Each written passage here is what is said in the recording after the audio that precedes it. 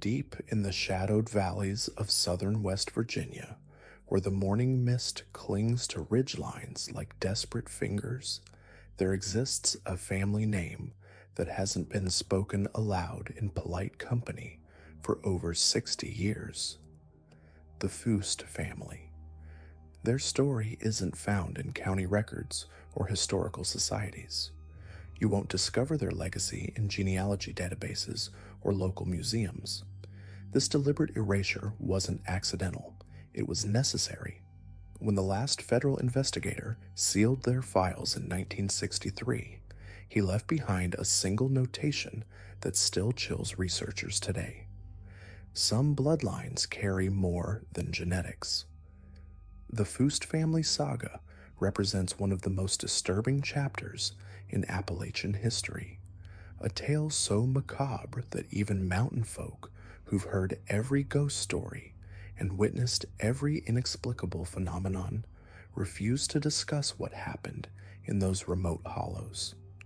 What makes the Foust family different from other notorious Appalachian clans isn't just the scale of their transgressions. It's the systematic nature of their practices, the calculated way they integrated darkness into their daily existence, and most unsettling of all, the evidence suggesting their influence extended far beyond their mountain territory into the corridors of power throughout the region. This isn't a story about simple mountain justice or family feuds gone wrong. This is something far more sinister. The first documented appearance of the Foust name in Appalachian records dates to 1847, when Cornelius Foust purchased a substantial tract of land in what would later become Mingo County. The acquisition itself raised eyebrows among local settlers. Cornelius arrived with enough gold coin to buy outright what other families had spent generations trying to afford through backbreaking labor.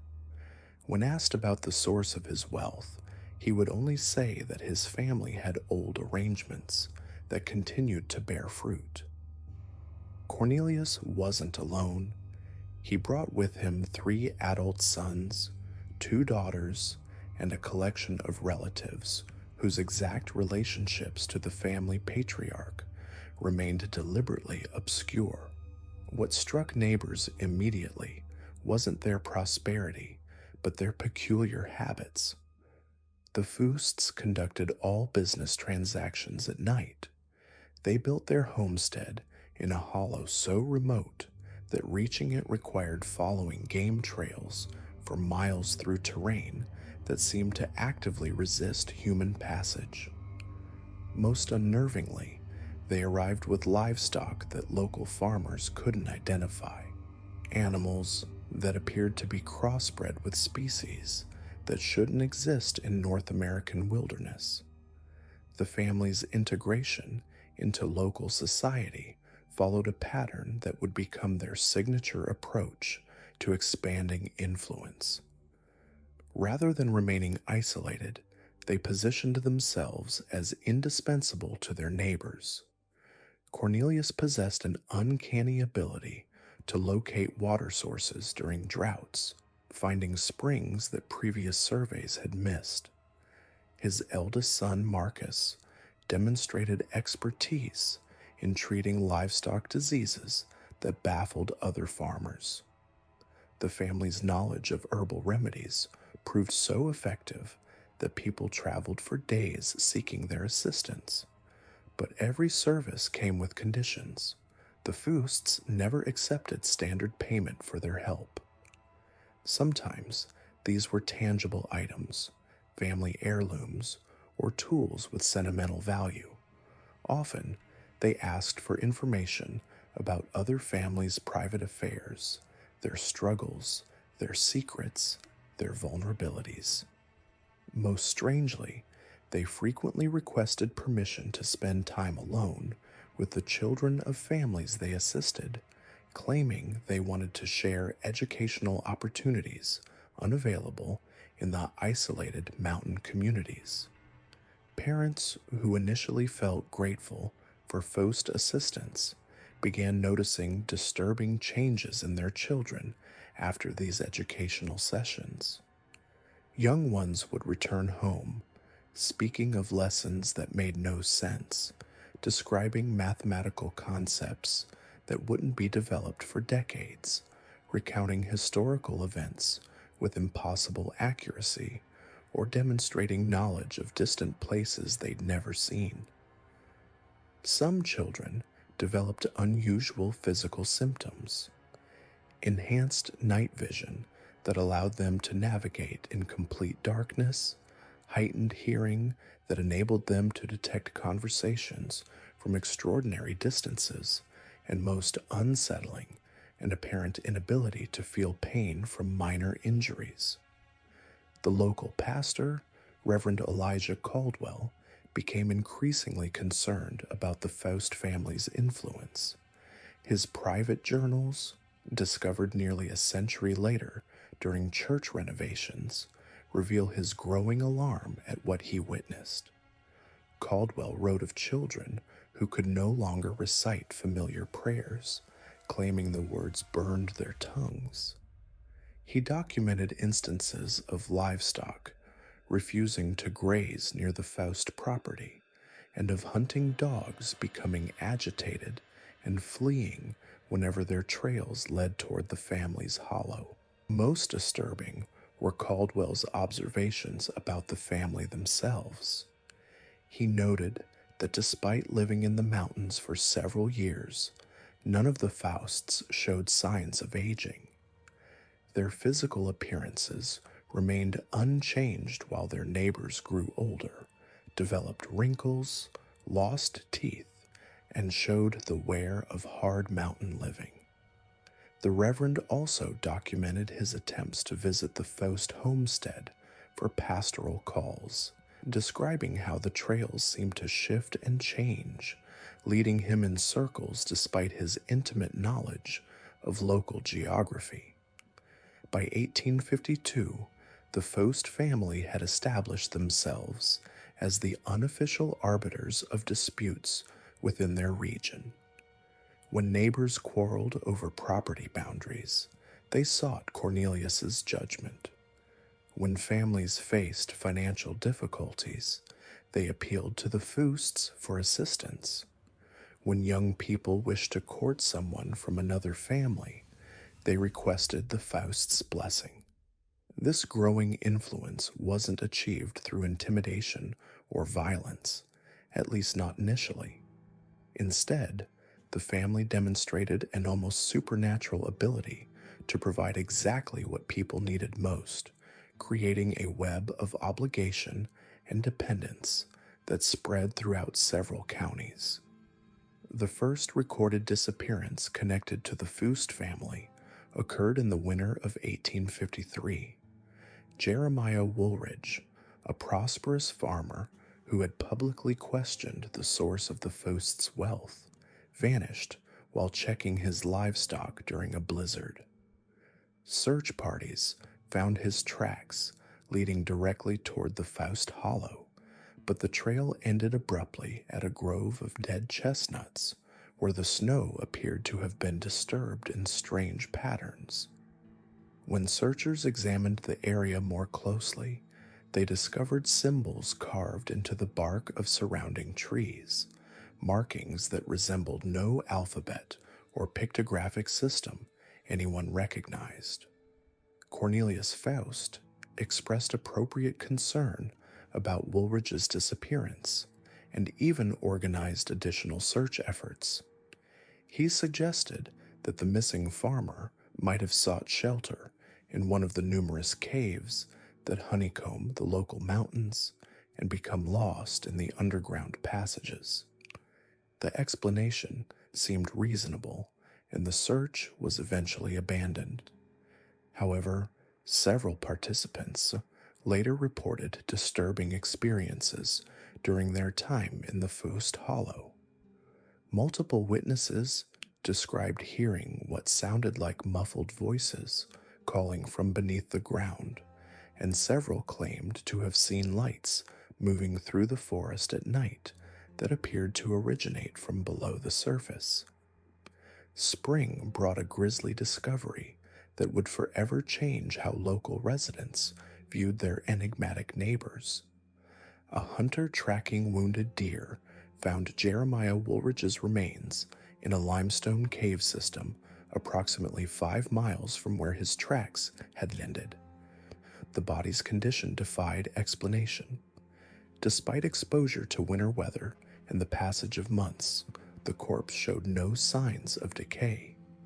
More disturbing, Woolridge's body bore evidence of surgical precision that seemed impossible given the primitive medical knowledge available in 1850s Appalachia.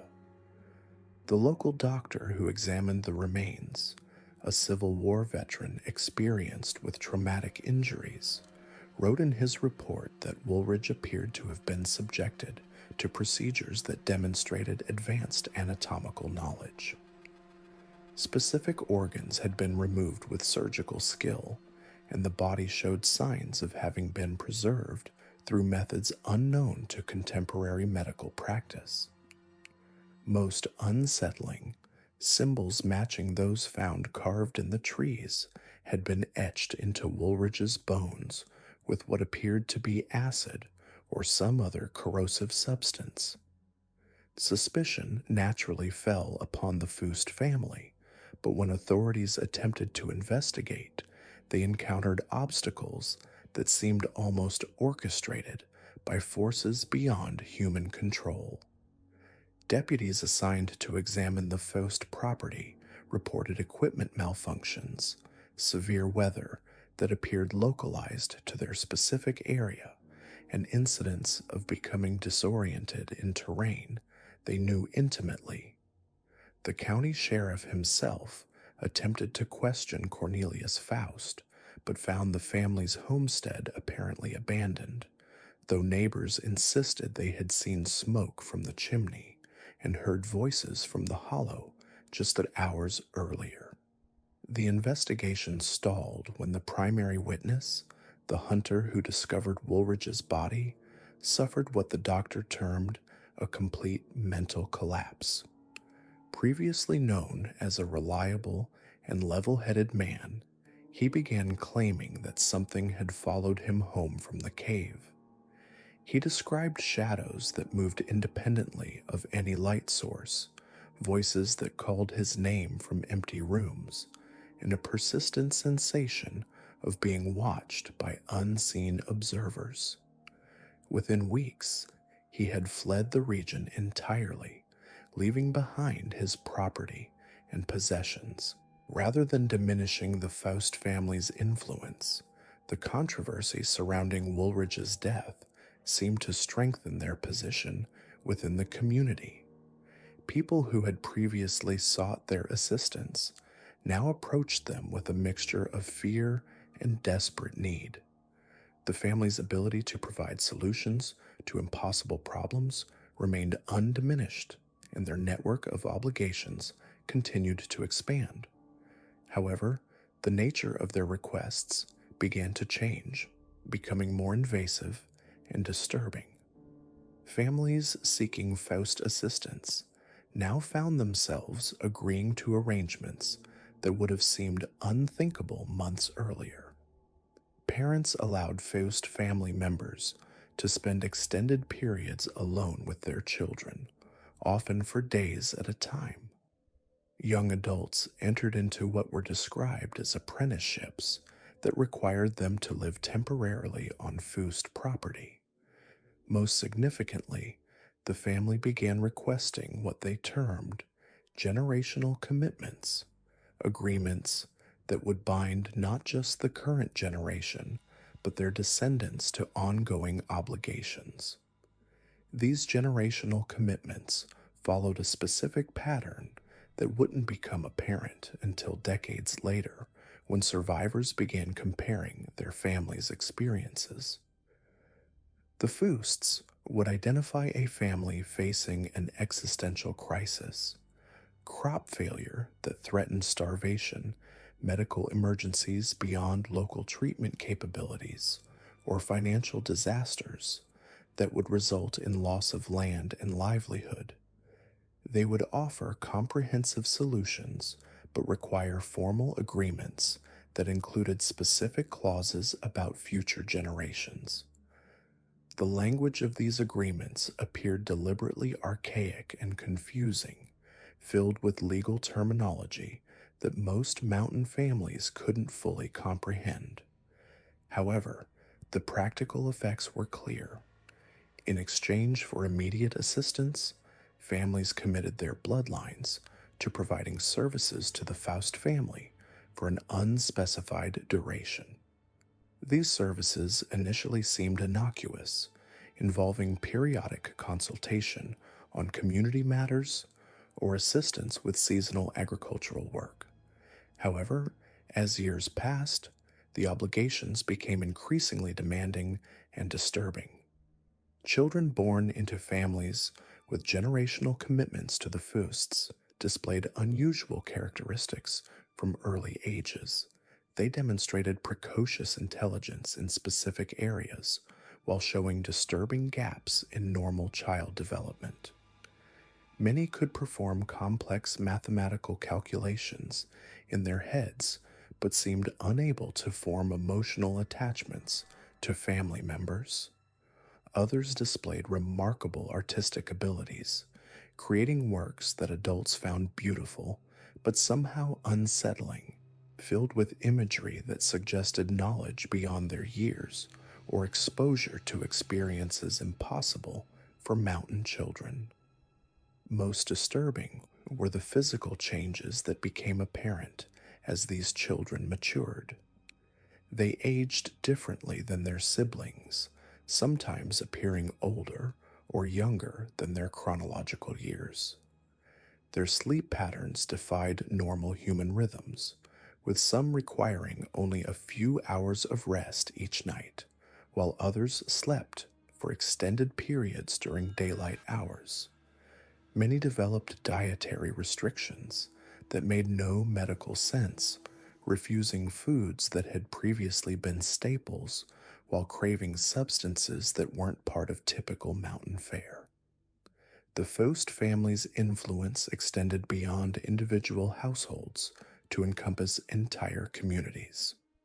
They established what they called improvement societies in multiple counties, organizations ostensibly dedicated to advancing education and economic development in isolated mountain regions.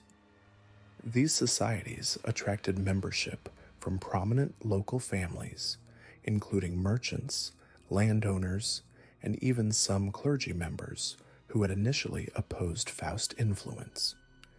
Meetings of these improvement societies took place monthly, always during the new moon, when darkness provided maximum concealment for attendees traveling to gathering locations. The Society's stated goals involved coordinating efforts to bring modern conveniences to mountain communities, establishing better transportation networks, and creating educational opportunities for local children. However, participants were sworn to secrecy about specific activities and discussions, bound by oaths that included severe penalties for violation. Former members, who later attempted to discuss their experiences with Improvement Society activities, reported memory difficulties that seemed selectively focused on their participation.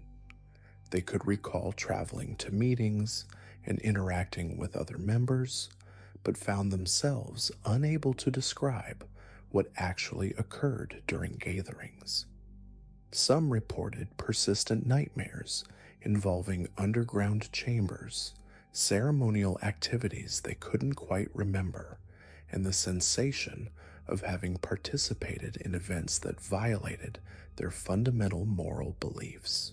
The few detailed accounts that survived describe meeting locations in natural caves that had been modified with carved stone furniture and walls decorated with symbols that combined familiar Christian imagery with markings that predated European settlement. Participants reported that meetings began with conventional discussions about community improvement projects, but gradually shifted to topics that made attendees increasingly uncomfortable. Advanced portions of meetings allegedly involved activities that participants were instructed to forget upon leaving, though the effectiveness of this instruction varied among individuals. By 1860, the Foust family's network of influence encompassed portions of 5 counties, involving hundreds of families bound by various forms of obligation and commitment. Their homestead had expanded from a single cabin to a substantial compound featuring multiple buildings connected by covered walkways.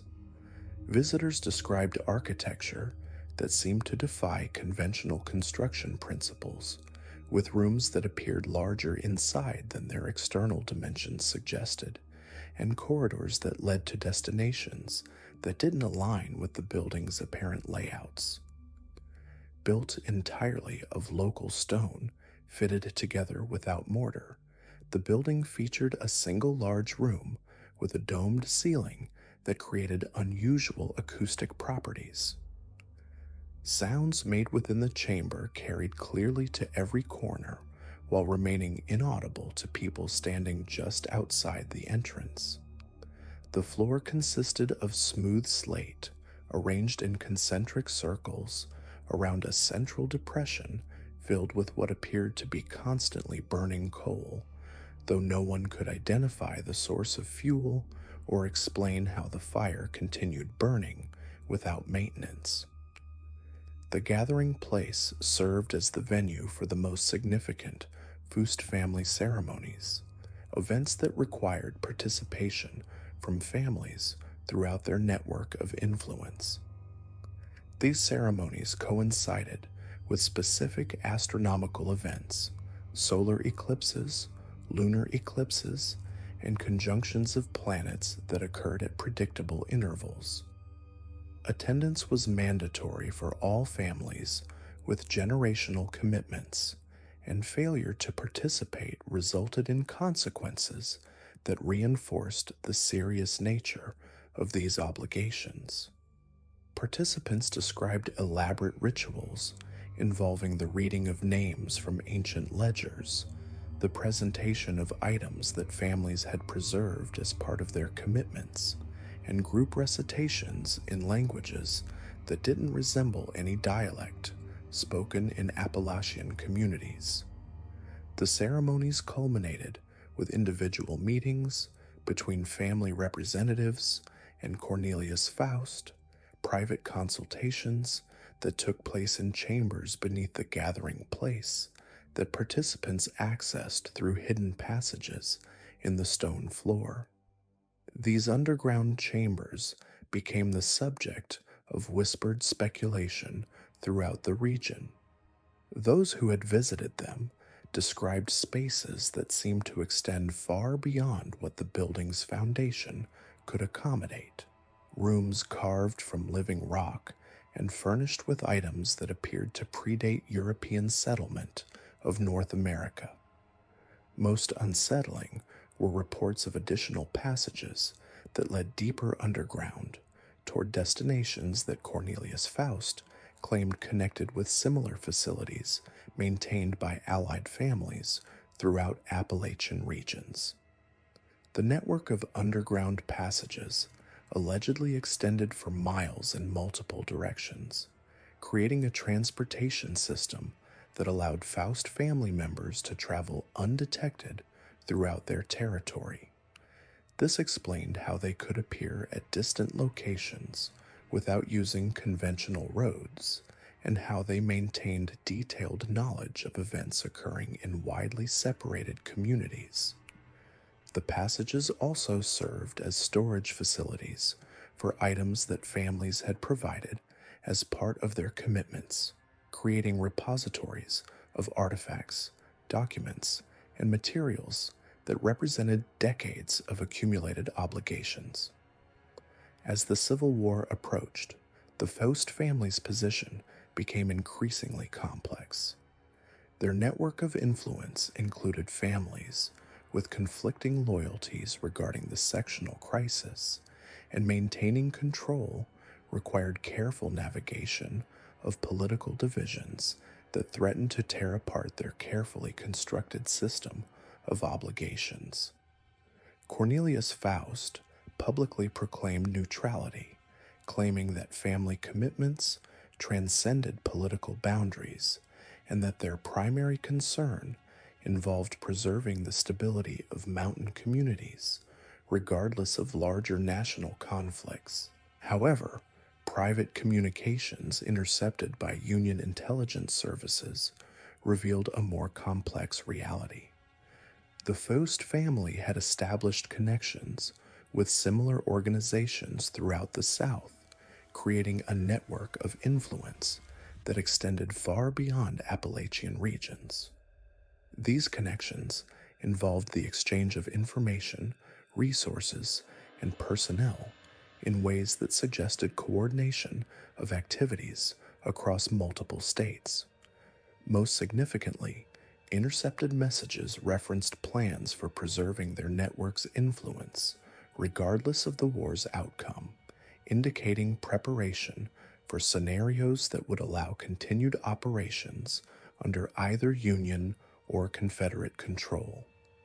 The war's outbreak created opportunities for the Foust family to expand their influence while appearing to serve legitimate military purposes. They offered their extensive knowledge of mountain terrain to both sides, providing detailed intelligence about transportation routes, supply possibilities, and defensive positions throughout Appalachian regions.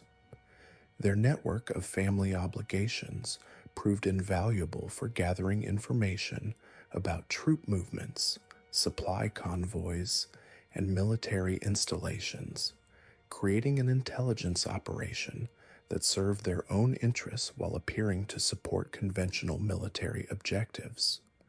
Most disturbing were reports that the Foust family used wartime chaos to accelerate their collection of generational commitments. Families facing displacement, loss of property, or separation from loved ones found themselves accepting Foust assistance under terms that would have seemed extreme during peacetime. The family's ability to provide protection, locate missing relatives, and secure scarce resources made them indispensable to communities struggling with wartime hardships, creating opportunities to expand their network of obligations at an unprecedented pace. The true scope of Faust influence became apparent through documented incidents that occurred throughout the war years. Confederate units operating in Faust territory reported equipment that never wore out, medical supplies that remained effective far beyond normal expiration periods, and ammunition that demonstrated unusual accuracy and stopping power. Union forces encountered similar phenomena, suggesting that the family provided enhanced materials to both sides while maintaining their proclaimed neutrality. More significantly, both armies reported incidents involving personnel who demonstrated abilities that defied military training and experience. Soldiers from families with Faust commitments could navigate in complete darkness, detect enemy positions at impossible distances, and survive injuries that should have been fatal. These enhanced capabilities came with costs that became apparent only after the conflict ended, when veterans returned home displaying behavioral changes that their families found deeply disturbing. The post-war period brought the first serious challenge to Faust dominance in their mountain territory. Federal reconstruction efforts included investigations into irregular activities that had occurred during the conflict, and several intelligence reports specifically mentioned the unusual influence exercised by the Faust family throughout Appalachian regions. Military investigators found evidence suggesting systematic collaboration with both Union and Confederate forces, activities that technically constituted treason against both governments. However, attempts to prosecute the Foust family encountered obstacles that frustrated federal authorities and ultimately led to the investigation's abandonment. Key witnesses died under mysterious circumstances or disappeared entirely before providing testimony. Documentary evidence vanished from secured military archives without explanation. Most significantly, federal personnel assigned to the case reported experiences that suggested active interference with their investigation through methods that transcended conventional obstruction of justice. The failure of federal prosecution marked a turning point in the Foust family's approach to maintaining their influence. Rather than continuing to operate primarily through rural mountain communities, they began establishing connections with emerging industrial and political power structures throughout the region. The post-war economic boom created opportunities for families with capital and connections to expand their influence into mining, timber, and transportation industries that would define Appalachian development for decades. Cornelius Faust's sons emerged as prominent figures in these developing industries, demonstrating business acumen that seemed to transcend their mountain origins. They secured mineral rights to properties that later proved extraordinarily valuable, invested in transportation projects that connected previously isolated regions, and established financial relationships with banks and corporations based in distant cities. Their success appeared to result from superior intelligence and planning, though competitors noted that Faust business decisions seemed informed by knowledge that shouldn't have been available through conventional sources. The family's expansion into industrial activities brought them into contact with similar organizations operating throughout Appalachian regions. Documentation discovered decades later revealed extensive correspondence between the Foust family and comparable groups in Virginia, Tennessee, North Carolina, and Kentucky, suggesting coordination of activities across state boundaries. These communications referenced shared objectives, resource exchanges, and mutual support arrangements that indicated a level of organization far exceeding what isolated mountain families should have been able to achieve. Most significantly, the correspondence revealed that the Foust family's practices weren't unique to their specific territory. Similar families throughout Appalachian regions had developed comparable systems of influence based on generational commitments, supernatural assistance, and careful cultivation of dependency relationships with local communities. The network of connections between these families created a shadow power structure that exercised influence throughout the mountain regions while remaining largely invisible to outside observers. This network's influence extended beyond rural communities to encompass state and federal officials whose families had ancestral connections to Appalachian regions. Politicians, judges, military officers, and business leaders throughout the eastern United States maintained relationships with mountain families that involved obligations dating back generations. These connections provided the network with intelligence, legal protection, and economic opportunities that enabled continued expansion of their influence despite changing political and social conditions.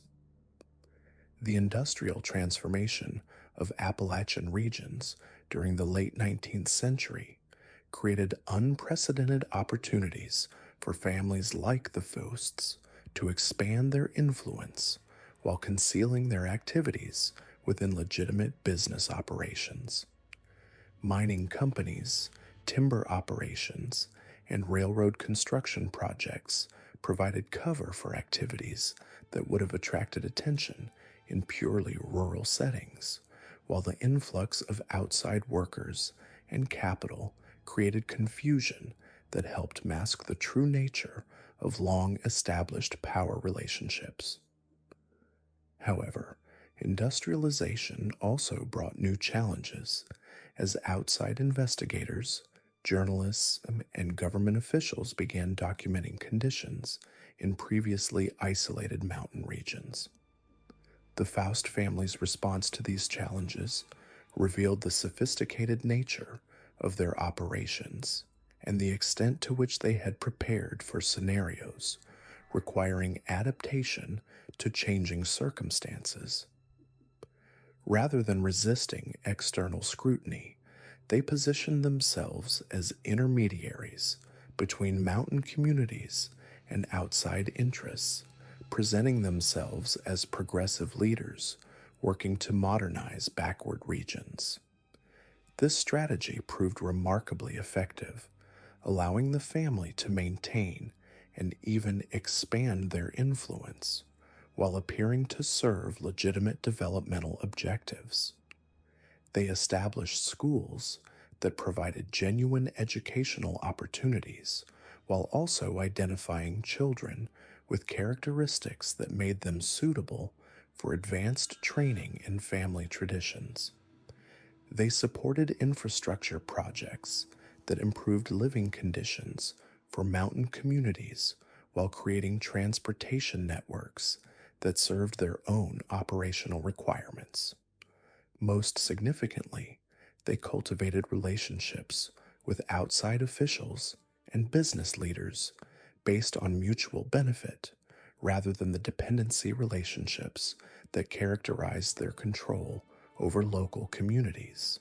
The success of this adaptation strategy became evident through the family's continued prosperity and influence despite fundamental changes in Appalachian society during the late 19th and early 20th centuries.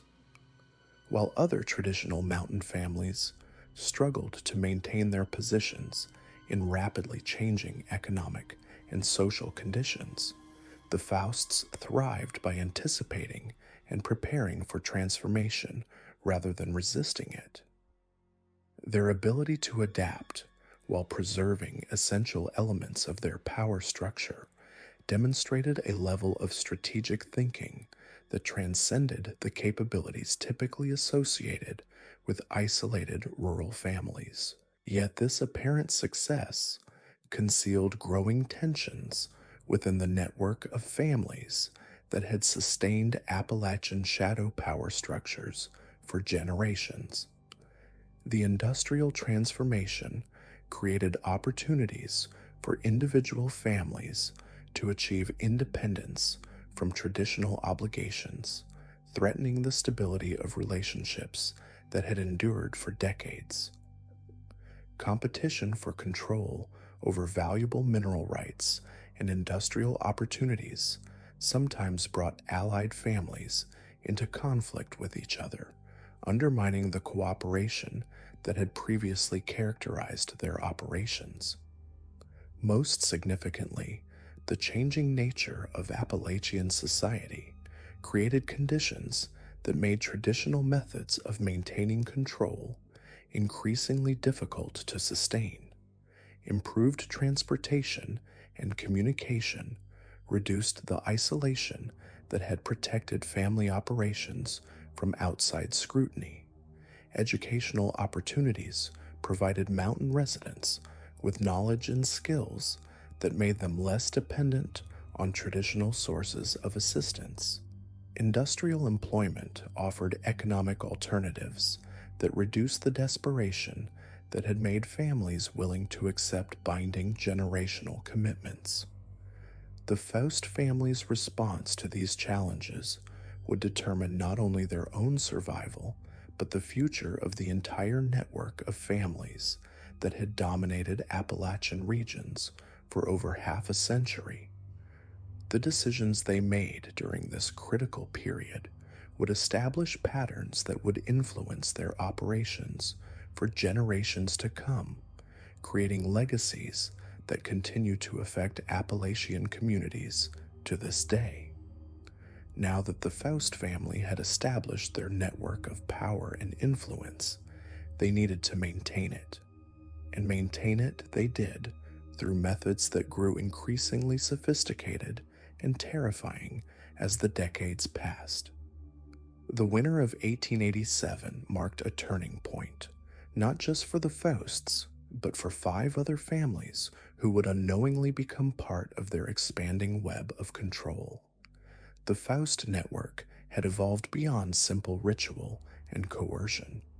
They now operated as shadow brokers, identifying desperate families throughout Appalachia and offering them solutions to their most pressing problems. The process was methodical. First came the identification phase, where Foust agents would infiltrate communities, posing as traveling merchants, circuit preachers, or itinerant workers. They listened for stories of hardship, desperation, and need. Then came the approach, always indirect, always plausibly deniable. The beauty of their system lay in its deniability. Families who entered into agreements with the Fausts rarely knew they were dealing with the Fausts at all. Instead, they encountered mysterious benefactors, strange opportunities, or supernatural interventions that seemed to appear from nowhere. The Fausts had learned that direct confrontation invited resistance, but hope corrupted the desperate more efficiently than fear ever could. Samuel Holey was the first to be selected that winter. The Fausts had monitored the Holey family's deteriorating situation for months through their network of informants. A struggling coal miner with a dying wife and starving children presented the perfect combination of desperation and useful skills. When Samuel ventured to Widow's Peak on that bitter December night, he believed he was acting on rumors and desperate hope. He had no idea that the rumors themselves had been carefully planted, the cave entrance deliberately revealed, and his entire journey orchestrated by observers who watched from the shadows. The entity Samuel encountered in the cave was no ancient mountain spirit. It was a Foust intermediary, one of the family members who had undergone the transformation ritual decades earlier. The Fausts had discovered that their blood rituals didn't just bind participants to the family's will, they fundamentally altered those who survived the process. These transformed individuals could exist in spaces between the physical and spiritual worlds, appearing as supernatural entities to the uninitiated while maintaining their intelligence and loyalty to the family's cause. The coal Samuel discovered was real, as was the prosperity that followed. The Fausts understood that their agreements had to deliver genuine benefits, at least initially. This created the credibility necessary for their reputation to spread through whispered conversations and mysterious successes.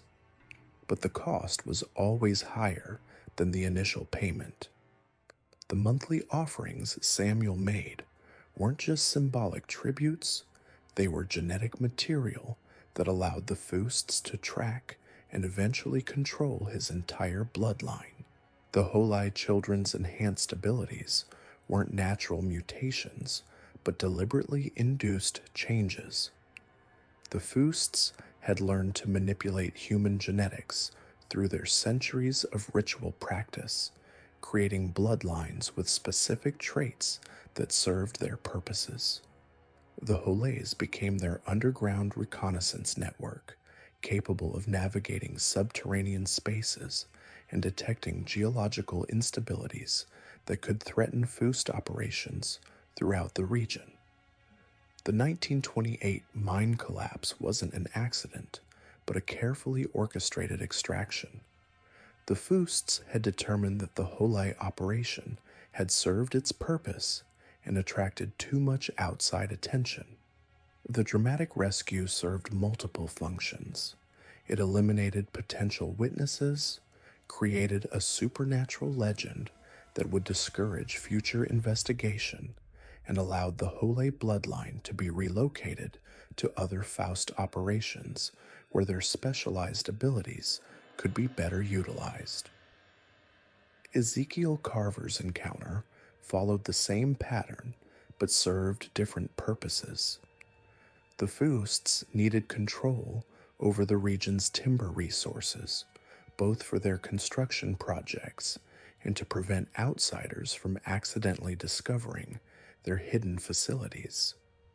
The figure Ezekiel encountered in the grove was another transformed Foust operative, though by this point their alterations had progressed beyond simple human appearance. The Carver family's success in the logging industry gave the Fousts unprecedented control over regional development. They could prevent construction in sensitive areas, ensure that their own projects received priority access to materials, and maintain their network of hidden passages and underground facilities. The systematic death of one Carver child per generation wasn't supernatural punishment, but a carefully maintained harvesting system that provided the Fousts with genetic material from each new generation while preventing the family from becoming too large or influential. Martin Carver's attempt to escape with his family in 1997 demonstrated the sophistication of Foust surveillance and control systems. The family's apparent voluntary walk into the Missouri forest was the result of subtle psychological manipulation techniques the Fousts had perfected over generations. Using a combination of subliminal conditioning, psychoactive compounds introduced through food and water supplies, and targeted electromagnetic fields, they could influence behavior from considerable distances. Margaret Lell's medical abilities served the Fausts' need for a healthcare network that operated outside official channels. The entity that responded to her desperate plea was a Foust operative who had specialized in medical applications of their genetic manipulation techniques. Margaret's ability to absorb and transfer illnesses wasn't supernatural, but the result of controlled viral and bacterial infections that could be transmitted between individuals through physical contact. The Lale Healing Network provided the Fousts with detailed medical intelligence about the regional population, allowed them to eliminate potential threats through targeted disease outbreaks, and gave them the ability to keep their own people healthy while avoiding contact with conventional medical authorities. The shortened lifespans of Lel healers weren't the result of absorbing others' pain, but of the cumulative toxic effects of the biological agents they carried. The patient that visited Lel healers wasn't a supernatural entity, but a Foust operative tasked with maintaining the family's compliance and extracting intelligence about potential security threats.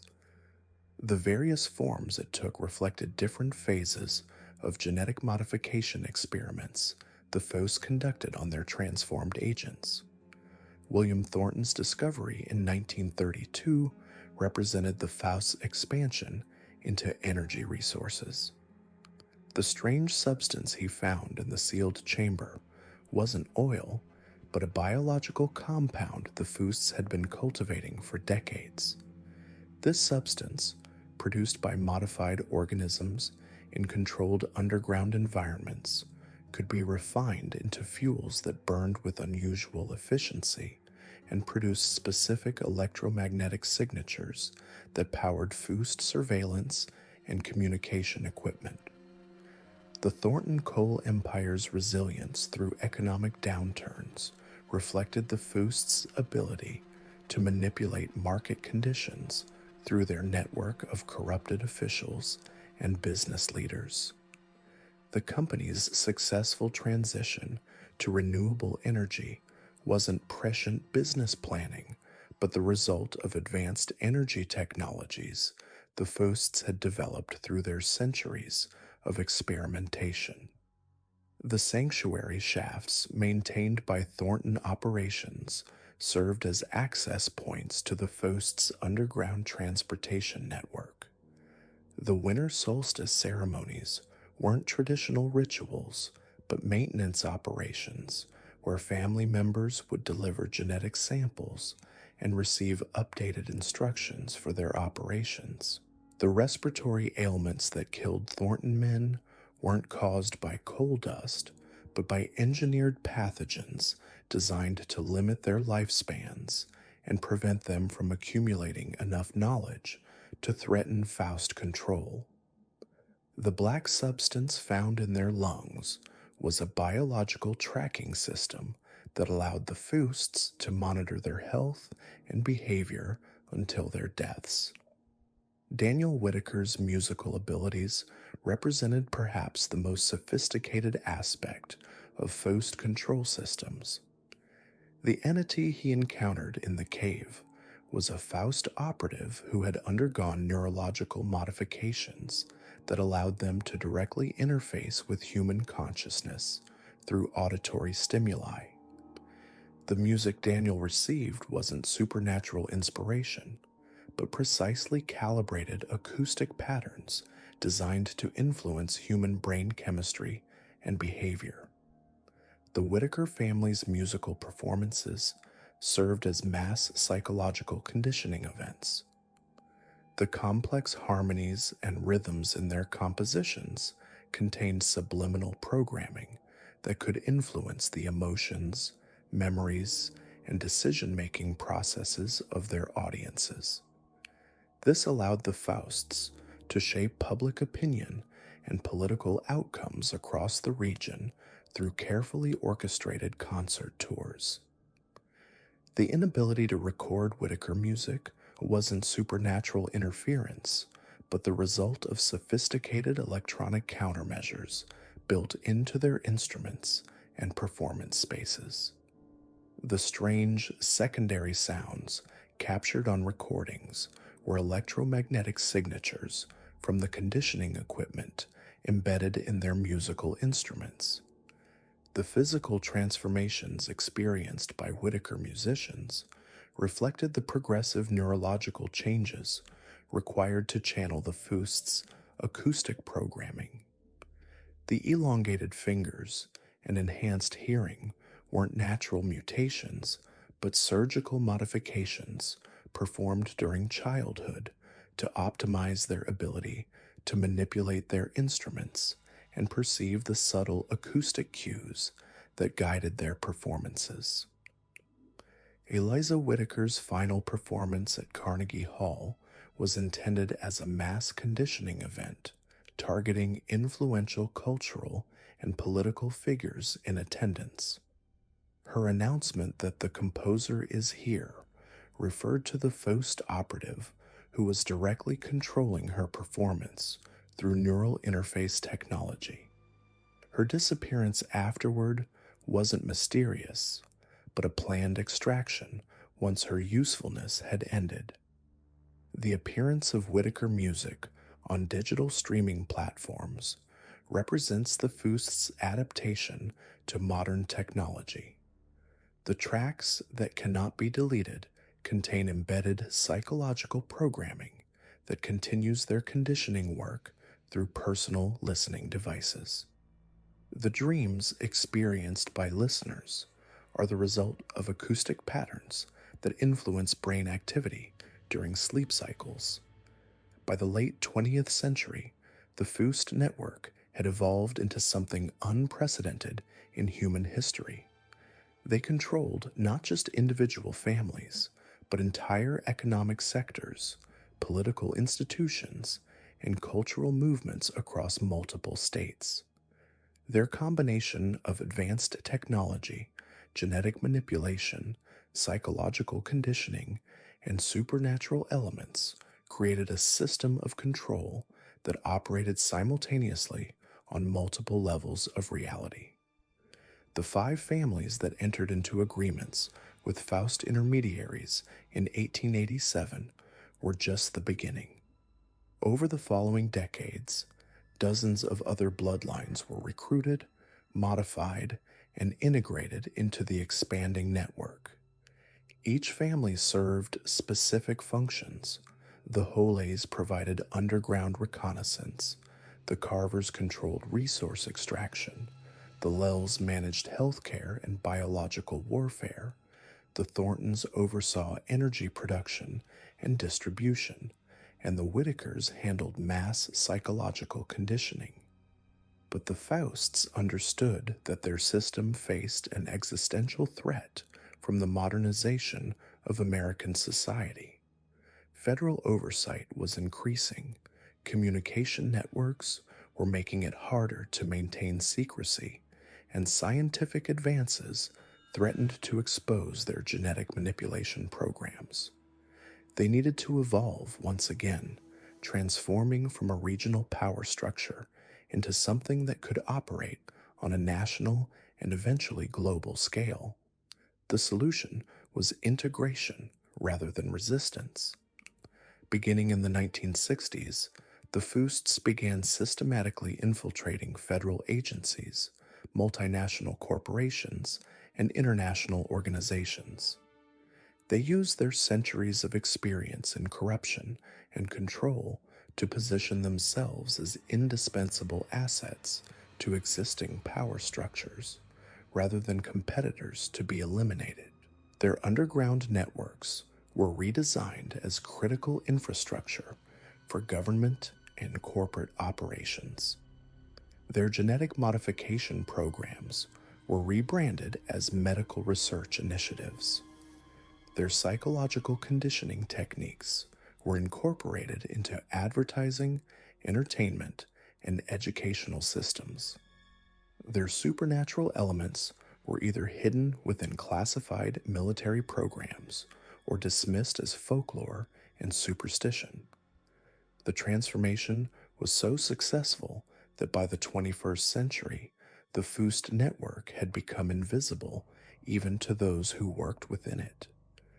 Government officials, corporate executives, and cultural leaders who had been recruited or corrupted often had no idea they were serving an agenda that traced back to a family of practitioners who had first emerged from the West Virginia mountains over a century and a half earlier. The 5 families, whose stories began in 1887, had become the foundation of something far larger and more dangerous than their original desperate bargains could have imagined. Their descendants continued to serve the Faust agenda, though many no longer understood the true nature of their obligations. The Holes monitored underground facilities for agencies that didn't officially exist.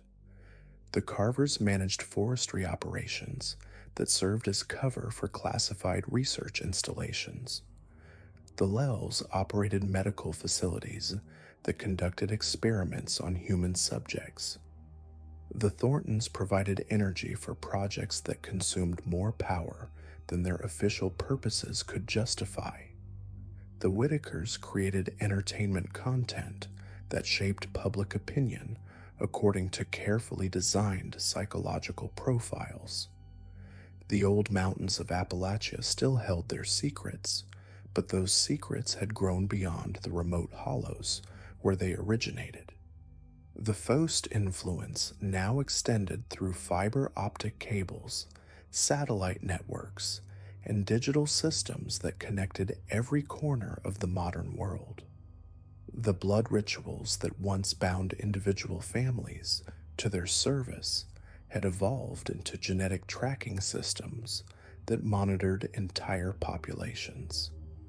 The supernatural entities that once appeared in caves and forests now manifested through artificial intelligence systems and quantum computing networks that operated according to principles that conventional science couldn't explain. The hunger that drove the original Foust family had metastasized into something that consumed not just individuals or communities, but entire civilizations. And the most terrifying aspect of their success was how ordinary it had become, how seamlessly their agenda had been woven into the fabric of modern existence, how completely they had convinced the world that their influence was simply the natural order of things. The transformation of the Foust family's influence accelerated dramatically as the 20th century dawned, their ancient practices evolving into something far more insidious than their founders could have ever imagined. What began as crude mountain rituals had metamorphosed into a sophisticated network of control that stretched across continents, hidden beneath the veneer of modern civilization itself. By 1903, the fourth generation of Fausts had mastered the art of invisibility. No longer content with regional dominance, they had learned to operate through proxies, shell companies, and carefully cultivated relationships that kept their true nature buried beneath layers of legitimate enterprise. The family had discovered something profound. True power wasn't about being feared, it was about being forgotten while remaining indispensable. The mining operations that had once served as crude extraction points for both coal and supernatural energy had evolved into something unprecedented. Deep beneath the hills of West Virginia, Kentucky, and Pennsylvania, the Fausts had constructed what can only be described as an underground empire. These weren't simple tunnels or mining shafts, but a vast interconnected network of chambers, laboratories, and ritual spaces that spanned hundreds of miles beneath the Appalachian Range. The engineering marvel of this subterranean complex defied conventional understanding. Federal geological surveys consistently failed to detect these spaces, their instruments somehow registering solid bedrock where elaborate chambers actually existed. Workers who participated in the construction were carefully selected from bloodlines that had served the family for generations, their loyalty ensured through bonds that transcended mere employment. Within these hidden depths, the Fausts had established what they called the synthesis centers. Here, the ancient rituals of their ancestors were combined with cutting-edge scientific research to create hybrid technologies that blurred the line between the supernatural and the mechanical. Steam-powered apparatus channeled and amplified the energies once summoned through blood sacrifice alone. Electrical systems, still in their infancy in the outside world, were being perfected and weaponized in ways that wouldn't be understood by mainstream science for decades. The family's approach to genetic manipulation had also grown increasingly sophisticated. Where their predecessors had relied on crude blood mixing and ritual transformation, the fourth generation employed systematic breeding programs that spanned multiple states. They maintained detailed genealogical records, not just of their own bloodline, but of thousands of families throughout Appalachia, tracking genetic markers and supernatural sensitivities across generations. These breeding programs weren't random or haphazard. The Fausts had identified specific genetic combinations that enhanced supernatural abilities, increased resistance to their influence, or produced offspring with useful talents. Families were subtly guided into marriages that would produce children with desired traits, often without the parents ever realizing they were part of a larger genetic experiment. The children born from these programs were marked from birth, though not in ways visible to ordinary observation. They possessed enhanced intuition, unusual resistance to disease, and an inexplicable ability to navigate the underground passages that honeycombed the region.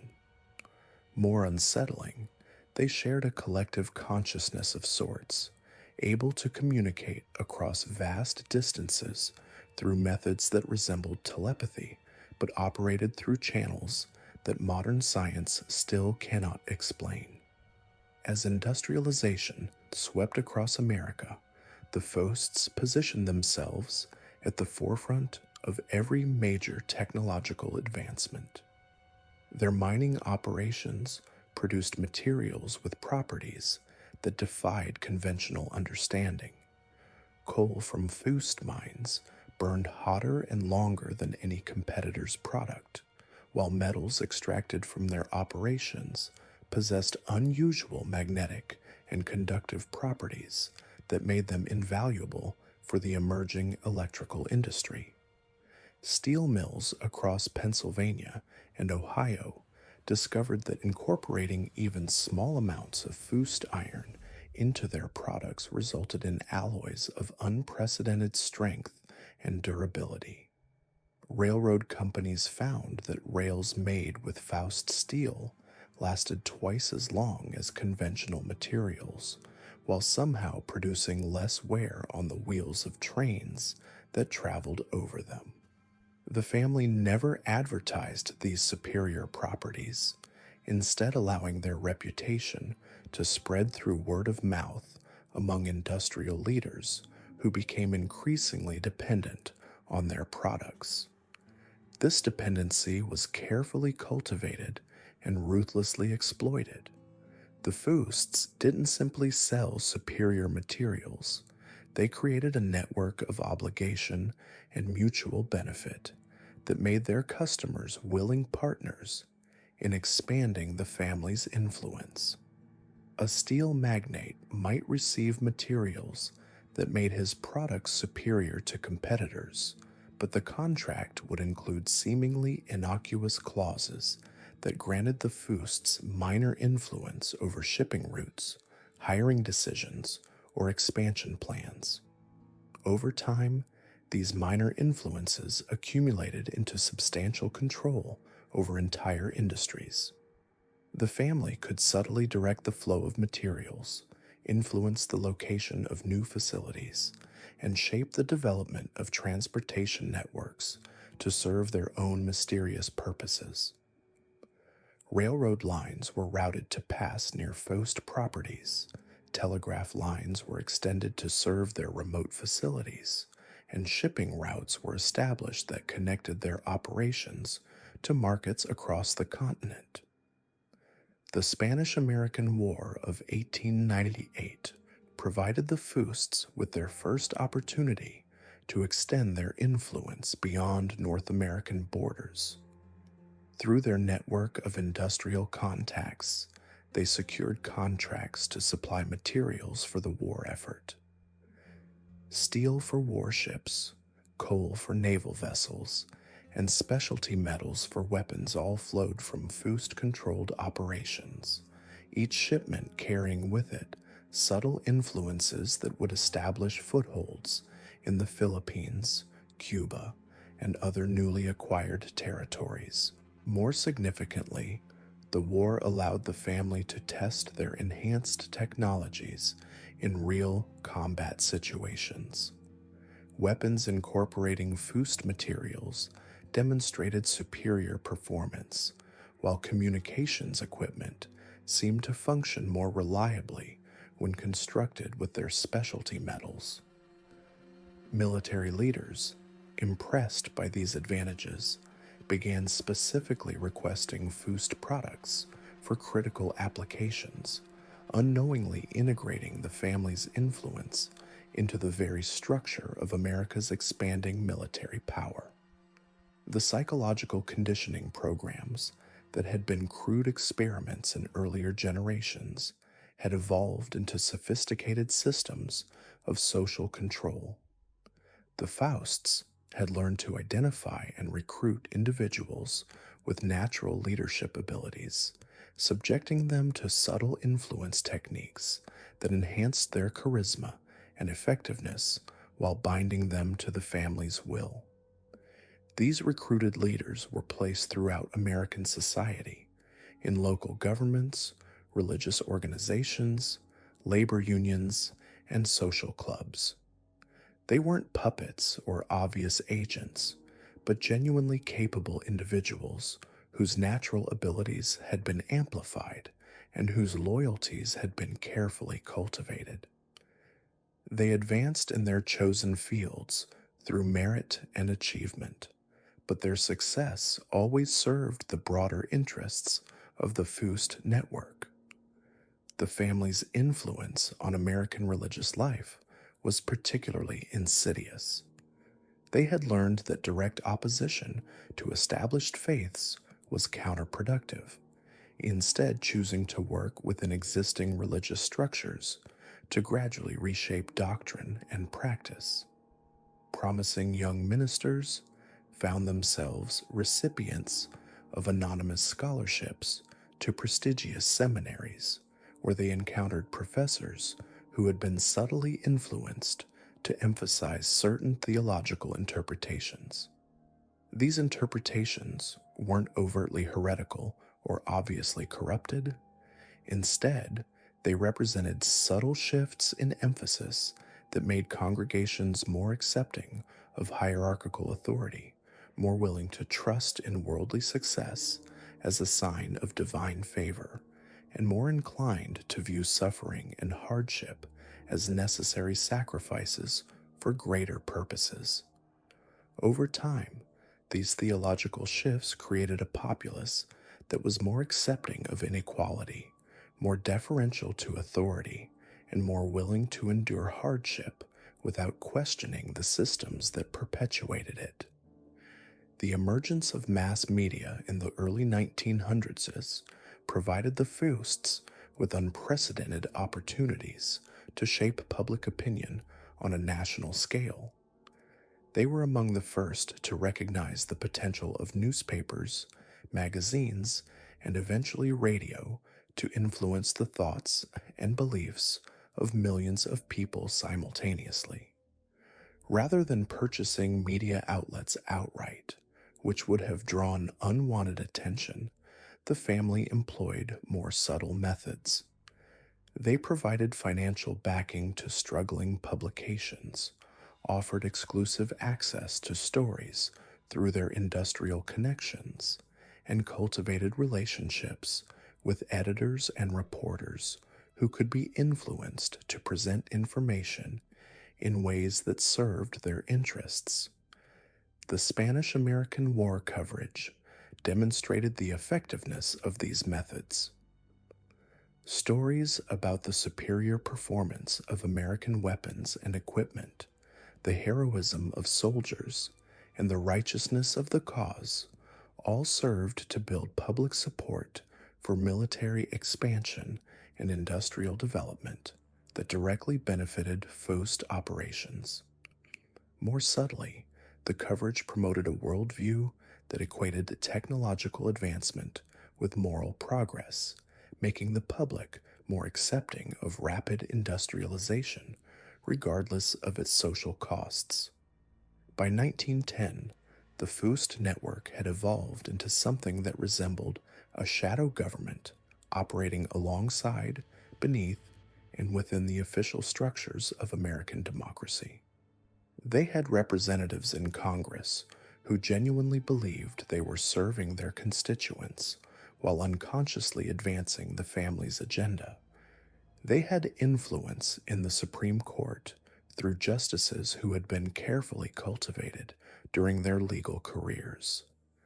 They had connections in the emerging federal bureaucracy through civil servants who had been recruited and trained to see Foust interests as synonymous with national interests.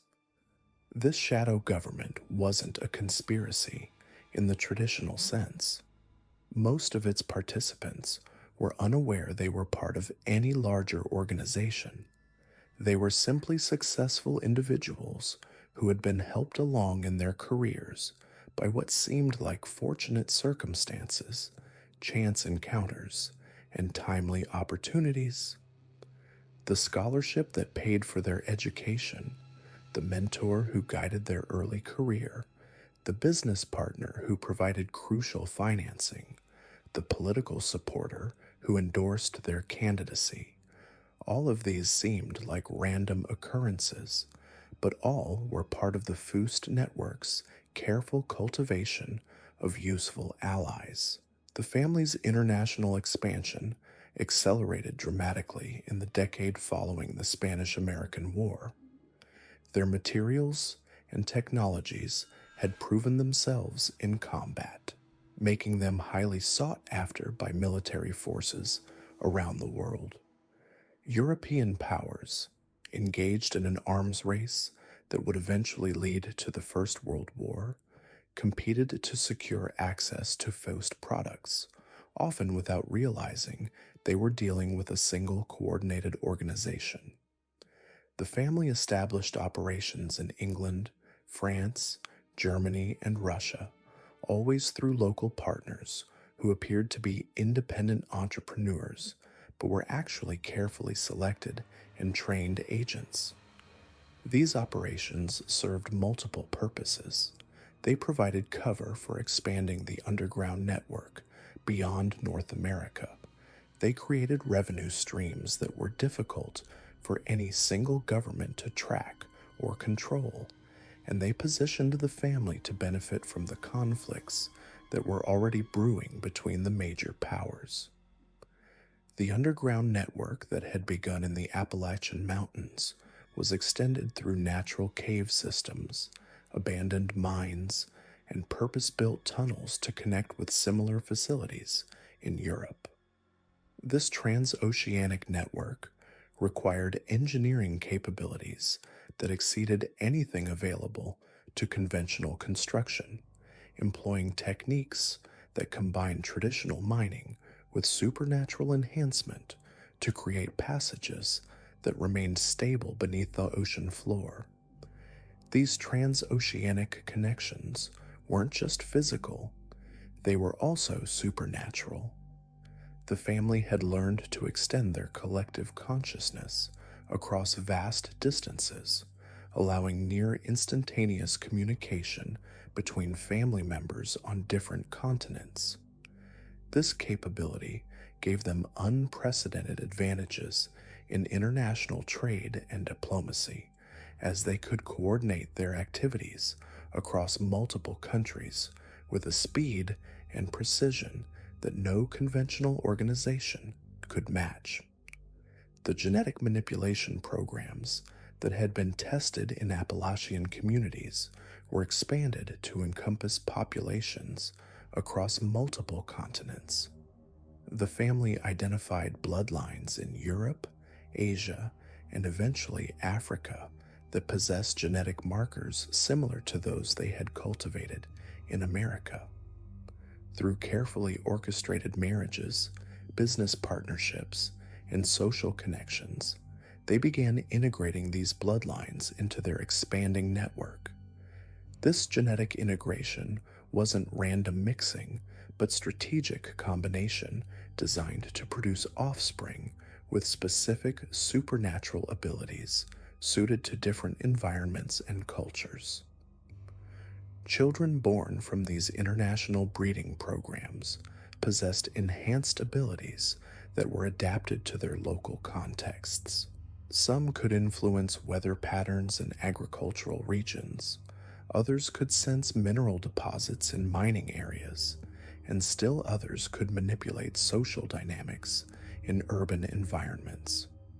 By 1915, As the world descended into the chaos of the First World War, the Foust family had achieved something unprecedented in human history. They had created a global network of influence that operated simultaneously in the physical, economic, political, and supernatural realms. Their power was no longer concentrated in the mountains of West Virginia, but distributed across continents, embedded in the very foundations of modern civilization. The war that was about to engulf the world would provide them with their greatest opportunity yet to expand their influence, as nations desperately sought any advantage that might ensure their survival. As the 20th century dawned, the Foust family's influence had grown beyond anything their mountain ancestors could have imagined. What began as whispered pacts in West Virginia hollows had evolved into a sprawling network of power that stretched across continents. But the true scope of their reach would only become apparent as they began to manipulate the very fabric of human civilization itself. The turn of the century brought unprecedented opportunities for expansion. Industrial magnates, political dynasties, and emerging corporate empires all became potential vessels for Faust influence. Through strategic marriages, business partnerships, and what they euphemistically called evolutionary guidance, the family began embedding themselves into the power structures that would define the modern world. The Faust biological imperative represented perhaps their most audacious undertaking yet. Building upon generations of supernatural genetic manipulation, they launched what appeared to be legitimate medical research facilities across major cities. The Faust Institute for Human Development in Chicago, the Progressive Health Foundation in New York, and the Advanced Genetics Laboratory in San Francisco all operated under different names, funded by seemingly unrelated benefactors. These facilities served a dual purpose. On the surface, they conducted groundbreaking research into heredity, disease prevention, and human longevity. Their published papers earned respect in academic circles. Their treatments helped thousands of patients, and their innovations pushed medical science forward by decades. But beneath this veneer of scientific progress lay something far more sinister. The real work happened in underground laboratories, accessible only to blood-bound family members. Here, they continued their ancestral experiments on a scale that would have horrified their mountain forebears. Using techniques that combined ancient ritual knowledge with cutting-edge science, they developed methods to identify and track specific genetic markers across entire populations. Every patient who entered a Faust facility underwent what appeared to be routine blood work. In reality, their genetic material was being analyzed for compatibility with the family's supernatural modifications. Those who showed promise were quietly recruited into subsidiary programs. Those who posed potential threats simply disappeared, their medical records altered to show they had never existed. The family's supernatural abilities had evolved alongside their expanding influence. Where once they could only sense the presence of other bloodlines within a few miles, they now maintained awareness of their network across vast distances. Family members reported experiencing shared dreams, collective visions, and an almost telepathic ability to coordinate their activities without traditional communication. This psychic network allowed them to orchestrate events with terrifying precision. Stock market crashes, political assassinations, natural disasters, and social upheavals could all be traced back to Foust manipulation when one knew what patterns to look for. They had become puppet masters, pulling strings on a global scale, their influence so pervasive that even they sometimes lost track of which events were their doing and which were merely coincidence. The Great War of 1914 provided the perfect cover for their most ambitious expansion yet. While the world's attention focused on the battlefields of Europe, the Foust family quietly established outposts in every major capital. They funded weapons manufacturers on both sides, provided intelligence to competing factions, and used the chaos of war to eliminate entire bloodlines that had resisted their influence for centuries. Their agents walked among the highest levels of government, military leadership, and industrial power. A Foust descendant might serve as an aide to a British general, while their cousin worked as a secretary in the German War Ministry. The family's supernatural abilities allowed them to appear as trusted allies to all sides while serving only their own agenda. The influenza pandemic of 1918 was no accident. The virus that swept across the globe had been carefully engineered to target specific genetic markers while leaving others untouched. Those who survived often found themselves inexplicably drawn to Faust-controlled organizations. Their resistance to the family's influence somehow diminished by their brush with death. As the 1920s roared to life, the Foust network had grown sophisticated beyond recognition. They no longer needed to rely solely on supernatural means to achieve their goals. Their web of influence now included major banks, industrial corporations, media outlets, and educational institutions. They could shape public opinion, manipulate markets, and direct the flow of information with subtle precision. The establishment of the Federal Reserve in 1913 had been largely their achievement. By controlling the money supply, they gained unprecedented leverage over the American economy.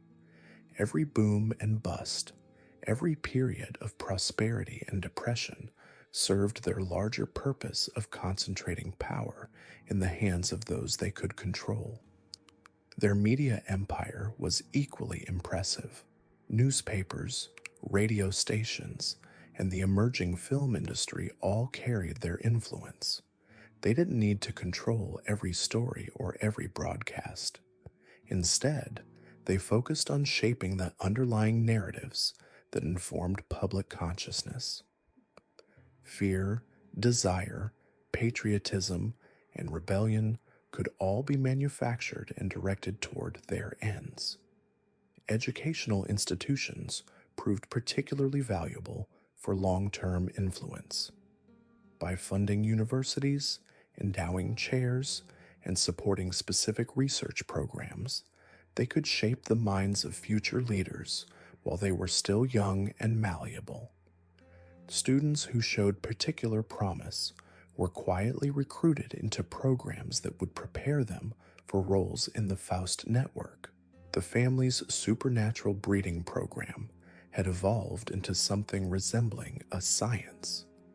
They maintained detailed genealogical records stretching back centuries, tracking bloodlines across continents and through multiple generations.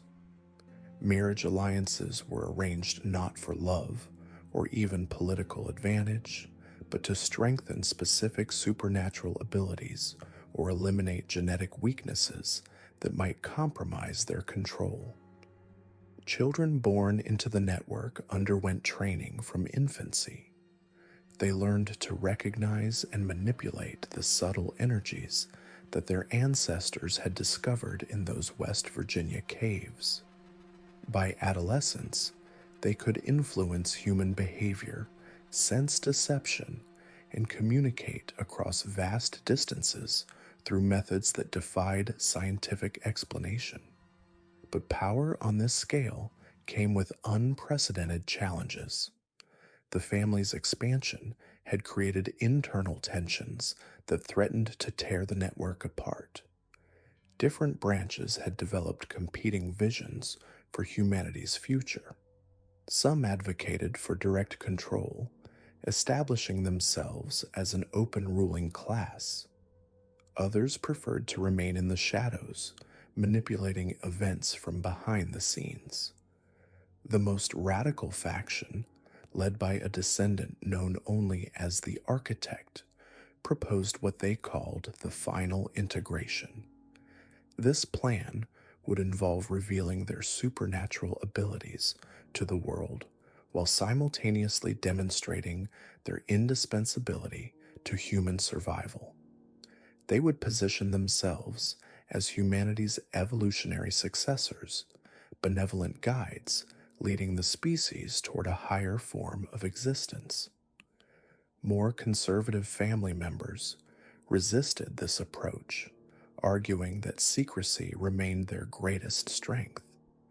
They pointed to historical examples of supernatural bloodlines that had revealed themselves too early and been destroyed by fearful populations.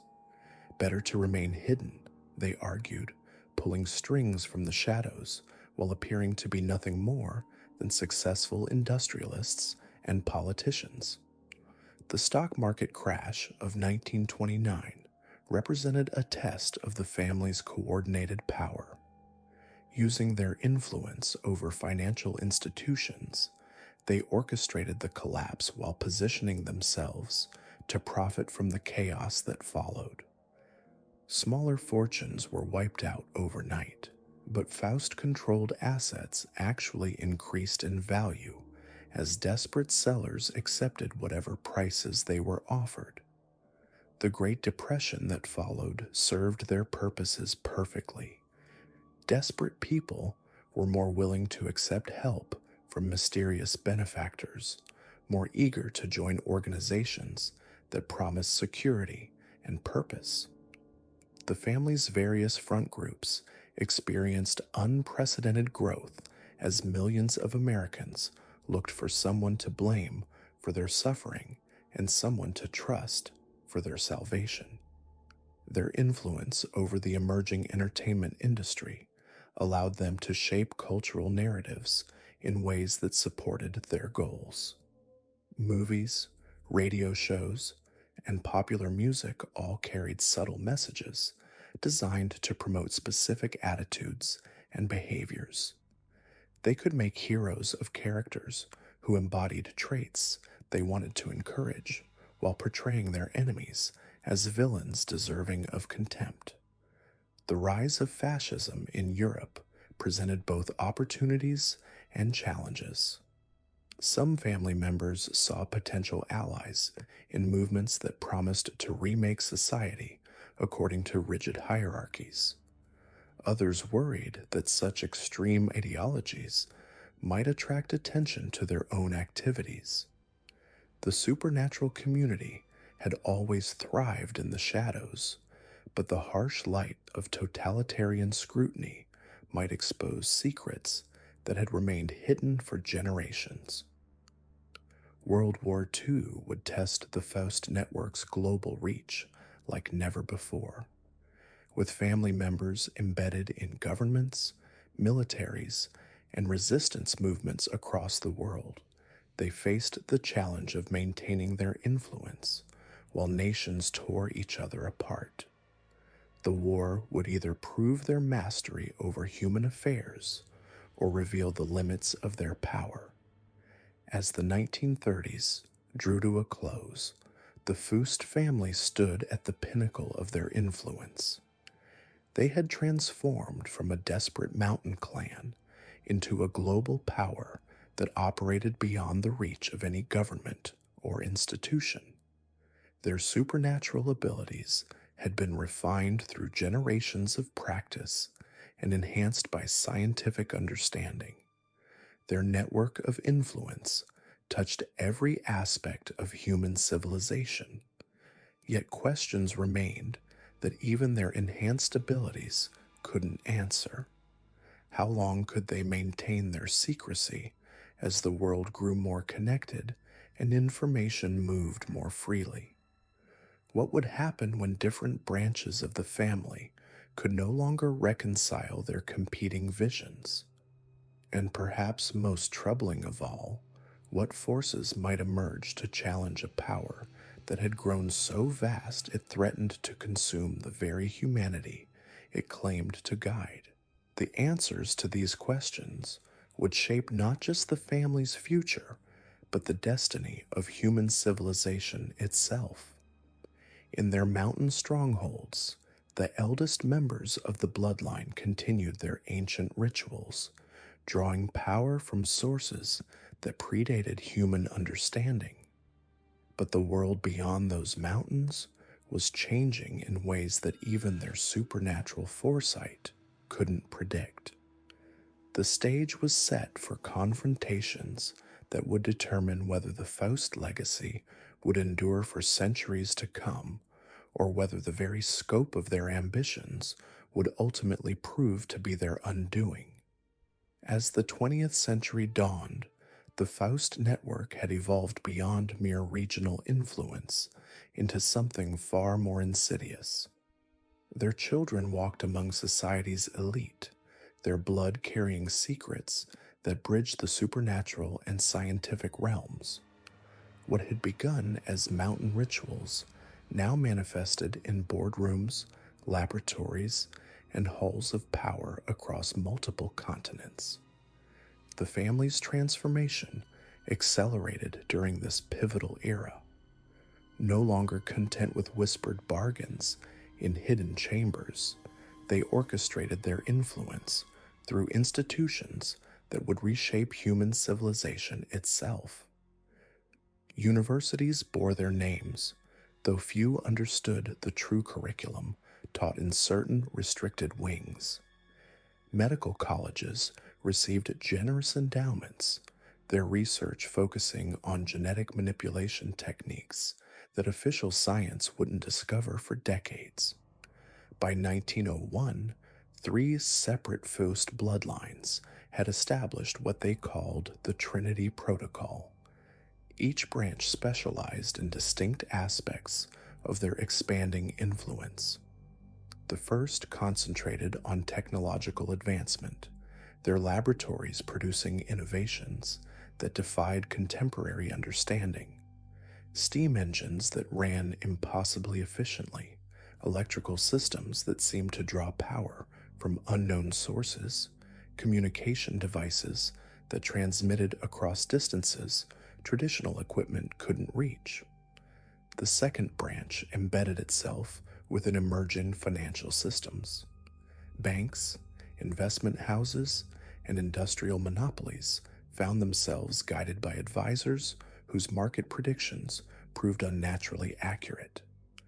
These financial manipulators possessed an uncanny ability to anticipate economic shifts, political upheavals, and social movements before they occurred. Their wealth multiplied exponentially, creating vast reserves that funded their families' more esoteric pursuits. The third branch focused on what they termed cultural architecture. Artists, writers, musicians, and intellectuals found themselves patronized by mysterious benefactors who encouraged specific themes in their work. Symphonies contained mathematical progressions that induced particular emotional states. Novels carried subliminal messages that shaped public opinion on critical issues. Paintings hung in prominent galleries, their imagery designed to prepare viewers for concepts they weren't yet ready to consciously accept. These 3 branches operated independently in public, but maintained constant communication through methods that transcended conventional means.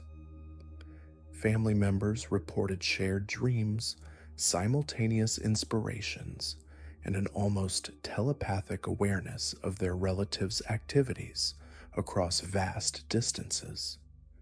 This supernatural coordination allowed them to execute complex multi-generational strategies with precision that seemed impossible for any human organization. The most disturbing development during this period involved their children's education. Traditional Foust offspring had always displayed unusual abilities, but the new generation exhibited capabilities that bordered on the otherworldly.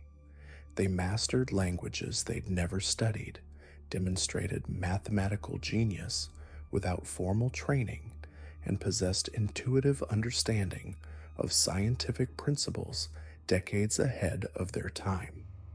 These prodigious children attended exclusive academies established specifically for their education.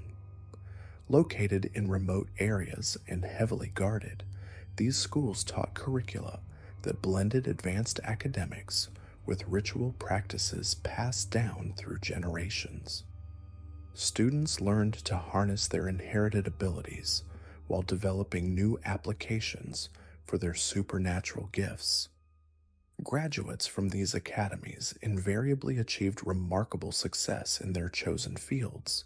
They became renowned inventors, influential politicians, celebrated artists, and respected academics. Yet those who knew them personally often reported unsettling observations. Their eyes reflected light, strangely in certain conditions. Their shadows sometimes moved independently of their bodies. They aged more slowly than their peers and demonstrated uncanny resilience to diseases and injuries that affected normal humans. More troubling were reports from servants and staff who worked in Foust-controlled institutions. They spoke of meetings held in chambers that shouldn't exist according to building blueprints. They described rituals performed during significant astronomical events, ceremonies that combined ancient practices with modern scientific equipment. They witnessed family members communicating with entities that appeared to exist partially outside normal physical reality. The family's influence extended into emerging mass communication systems. Newspaper publishers found themselves subtly guided toward covering certain stories while ignoring others. Telegraph networks carried messages encoded with symbols that affected readers in ways they couldn't consciously understand. Early radio broadcasts incorporated frequency patterns that influenced listeners' emotional states and decision-making processes. Government officials across multiple nations began reporting unusual advisory relationships with individuals who provided remarkably accurate intelligence about foreign affairs, economic trends, and potential social unrest. These advisors operated through networks that seemed to span continents, delivering information with speed and accuracy that conventional intelligence services couldn't match. Military leaders found themselves consulting with strategists whose tactical insights bordered on precognitive. These advisors predicted enemy movements, identified optimal battle strategies, and recommended technological developments that provided decisive advantages. Their counsel proved so valuable that entire war campaigns were planned around their recommendations. The Foust network's medical applications became particularly sophisticated during this era. Their practitioners developed treatments for conditions that baffled conventional physicians. Patients who received their care often experienced miraculous recoveries, though they frequently reported strange side effects. Enhanced physical capabilities, unusual sensory perceptions, and dreams filled with imagery that seemed to come from outside their own minds. These medical innovations weren't limited to healing. The family's research extended into human enhancement, genetic manipulation, and consciousness alteration. They developed techniques for extending human lifespan, increasing physical strength and mental capacity, and creating psychological conditioning that could influence behavior across generations. Their technological achievements during this period defied easy categorization. Laboratories hidden within conventional facilities produced devices that seemed to violate known physical laws. Energy sources that drew power from dimensional interfaces. Computing mechanisms that processed information using biological and supernatural components. Transportation systems that moved people and materials across distances through means that traditional physics couldn't explain. These innovations were gradually introduced into mainstream society through carefully orchestrated releases. Patents were filed under various names, with the true inventors remaining hidden. Corporations received technological insights through anonymous channels.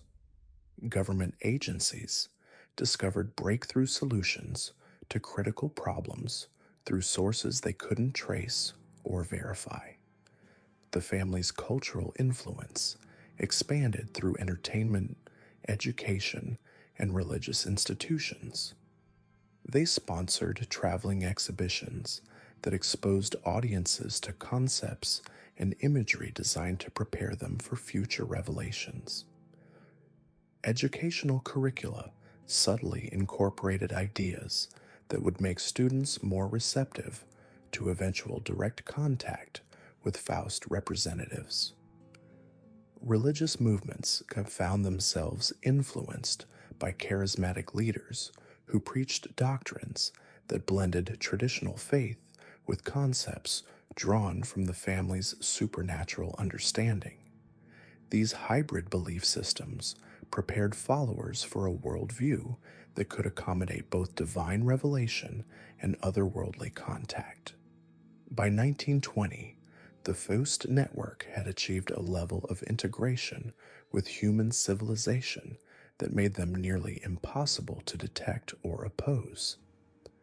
Their influence operated through so many layers of intermediaries and proxy organizations that even their direct victims rarely understood the true source of their manipulation. Yet this success created new challenges. The family's supernatural abilities were becoming more difficult to conceal as their integration with society deepened. Children born into their bloodlines displayed increasingly obvious, non-human characteristics. Their technological innovations pushed the boundaries of what could plausibly be attributed to normal human genius. Their coordinated activities across multiple continents suggested organizational capabilities that exceeded what any conventional network could achieve. Internal family communications from this period reveal growing concern about maintaining their concealment while continuing their expansion.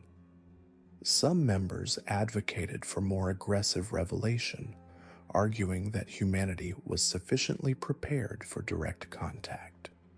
Others insisted that premature exposure would trigger defensive reactions that could threaten their entire multi-generational project. These debates intensified as global conflicts created opportunities for accelerated influence while simultaneously increasing the risks of discovery. Wars provided cover for unusual activities and created desperate populations willing to accept help from any source. Yet they also brought increased scrutiny from intelligence services and created documentation that could expose their activities to future investigation. The family adapted by developing more sophisticated concealment strategies. They created multiple layers of false identities, established legitimate front organizations that could withstand detailed investigation, and developed contingency plans for relocating their operations if exposure threatened any particular region or activity. Their most ambitious development during this era involved what they called the Integration Protocol. Rather than simply influencing human society from outside, they began incorporating selected humans directly into their network through processes that combined genetic modification, supernatural conditioning, and technological enhancement. These human converts retained their original identities and relationships while gaining access to Foust knowledge and abilities. They served as perfect infiltrators, capable of operating within human institutions while advancing the family's agenda from positions of legitimate authority and influence. The Integration Protocol created a new class of hybrid agents who possessed enough Foust capabilities to be effective while remaining sufficiently human to avoid detection. These converts could access the family's supernatural communication networks, utilize their technological innovations, and implement their strategies while appearing to be ordinary, if exceptionally capable, individuals. As the century progressed toward its midpoint, the Foust network had achieved something unprecedented in human history. They had created a shadow civilization that operated parallel to conventional society, influencing its development while remaining largely invisible to its inhabitants.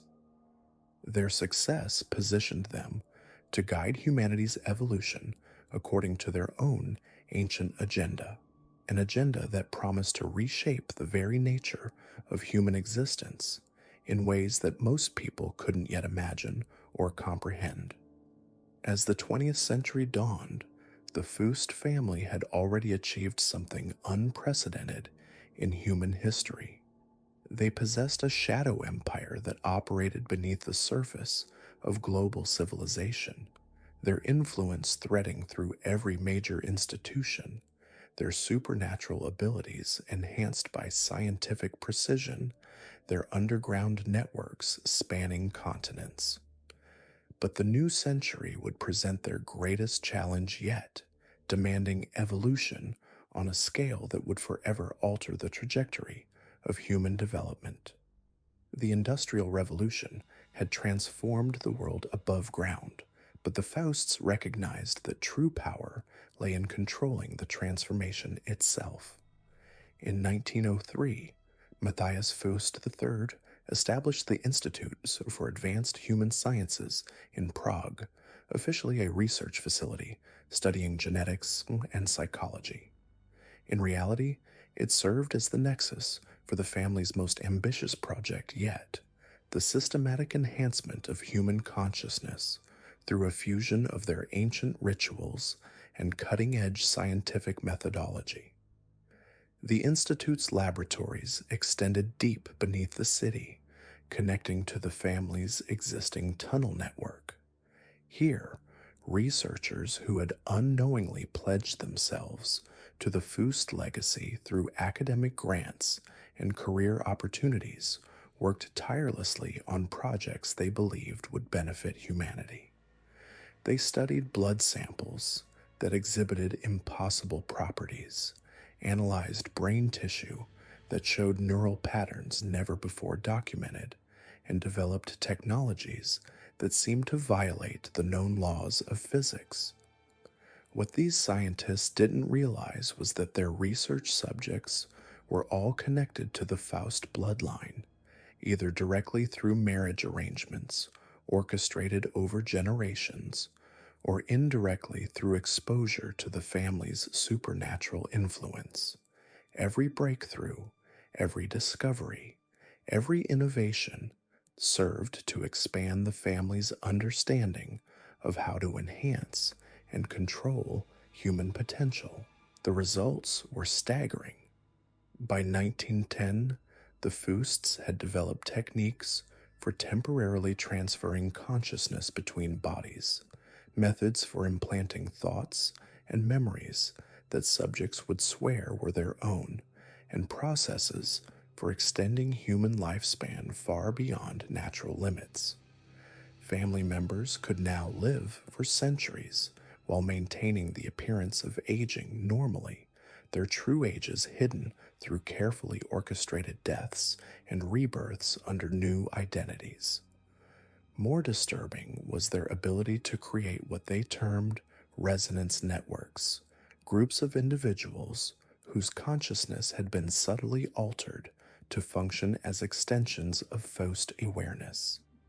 These networks operated in major cities across Europe and America, providing the family with unprecedented access to information and influence.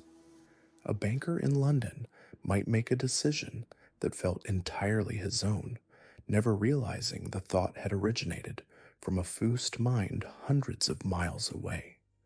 The Great War provided the perfect laboratory for testing these new capabilities. While nations mobilized their armies and citizens prepared for traditional warfare, the Fausts orchestrated events from the shadows.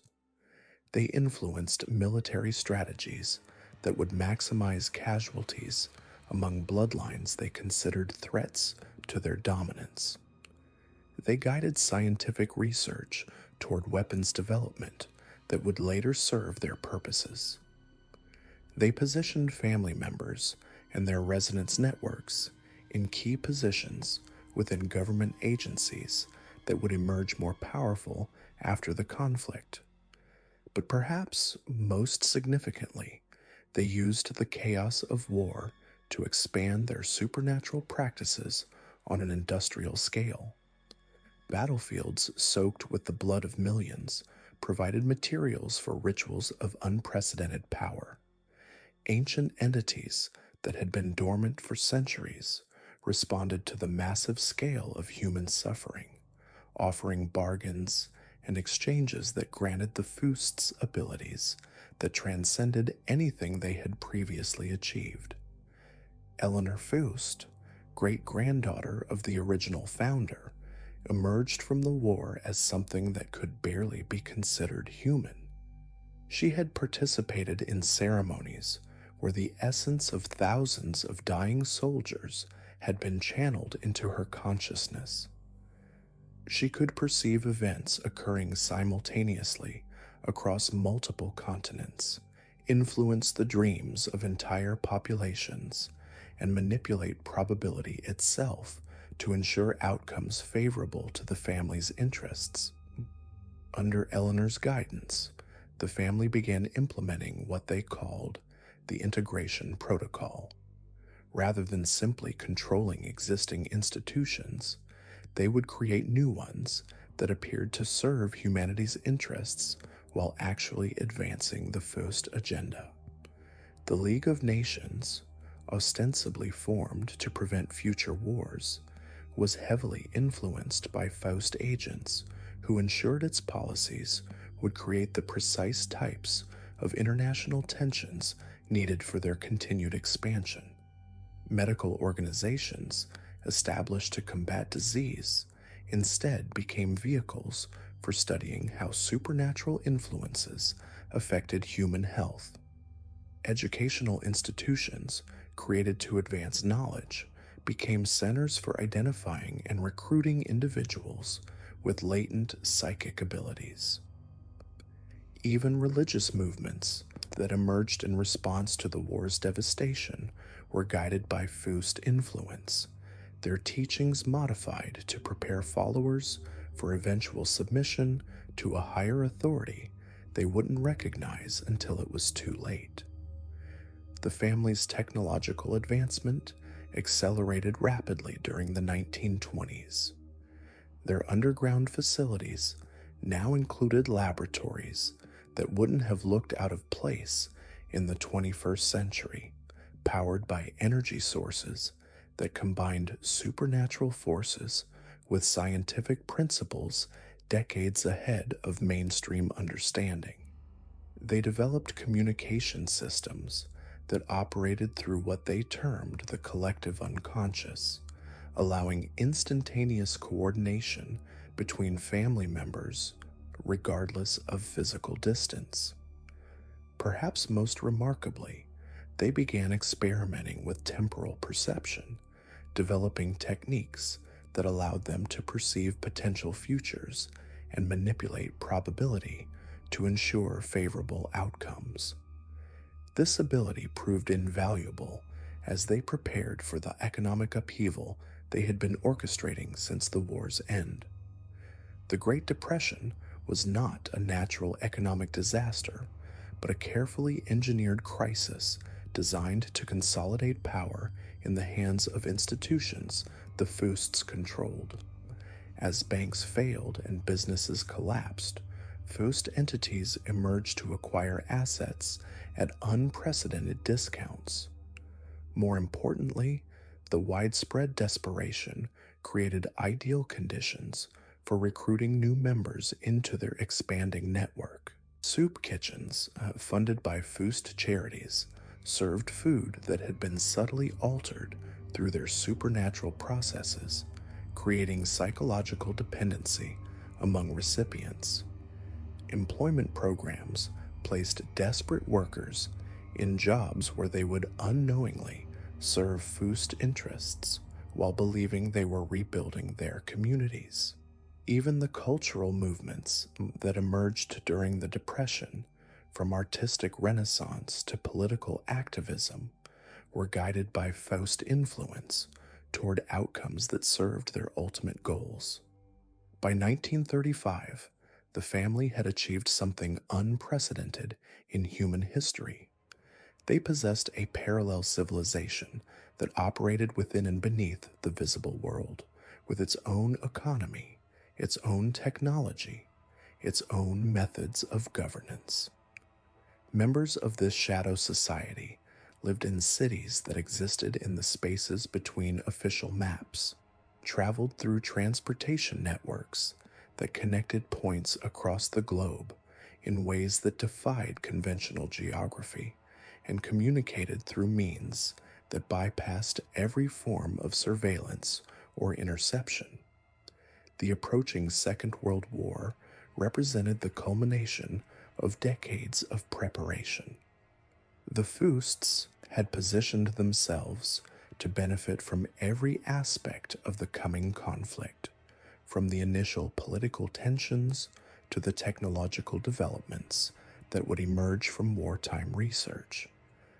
They had influenced the rise of leaders on all sides, ensuring that regardless of which nations claimed victory, the post-war world would be structured according to their design. But perhaps, most significantly, they had prepared for a transformation that would render the distinction between their shadow civilization and the surface world irrelevant. The war would provide cover for the final phase of their integration protocol, the systematic merger of human consciousness with the supernatural forces they had been cultivating for nearly a century. As 1939 approached, Eleanor Foust stood in the deepest chamber of their Prague facility, surrounded by artifacts and technologies that represented the culmination of her family's journey from desperate mountain settlers to architects of humanity's future. The ancient entities that had first responded to her ancestors' desperate plea now existed as permanent residents within the family's consciousness. Their alien perspectives merged seamlessly with human ambition. The ritual circle that had begun with 7 drops of blood in an Appalachian cave had expanded to encompass the entire planet. Every major decision made by world leaders, every scientific breakthrough that would reshape civilization, every cultural movement that would influence human development, all flowed from networks of influence that ultimately traced back to the original Foust Compact.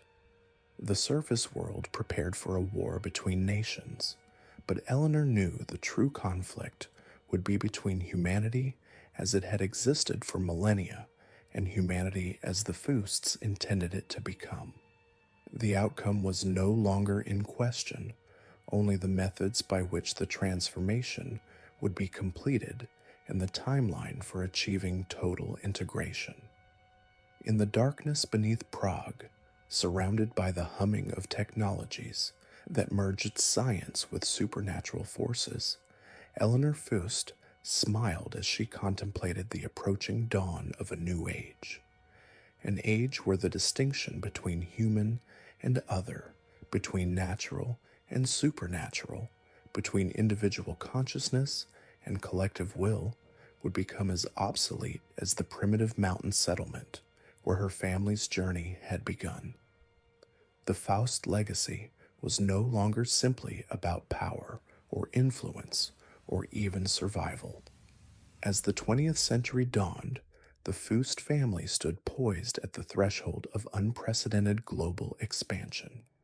What had begun as isolated mountain rituals in the hollows of West Virginia was about to become something far more ambitious, far more terrifying.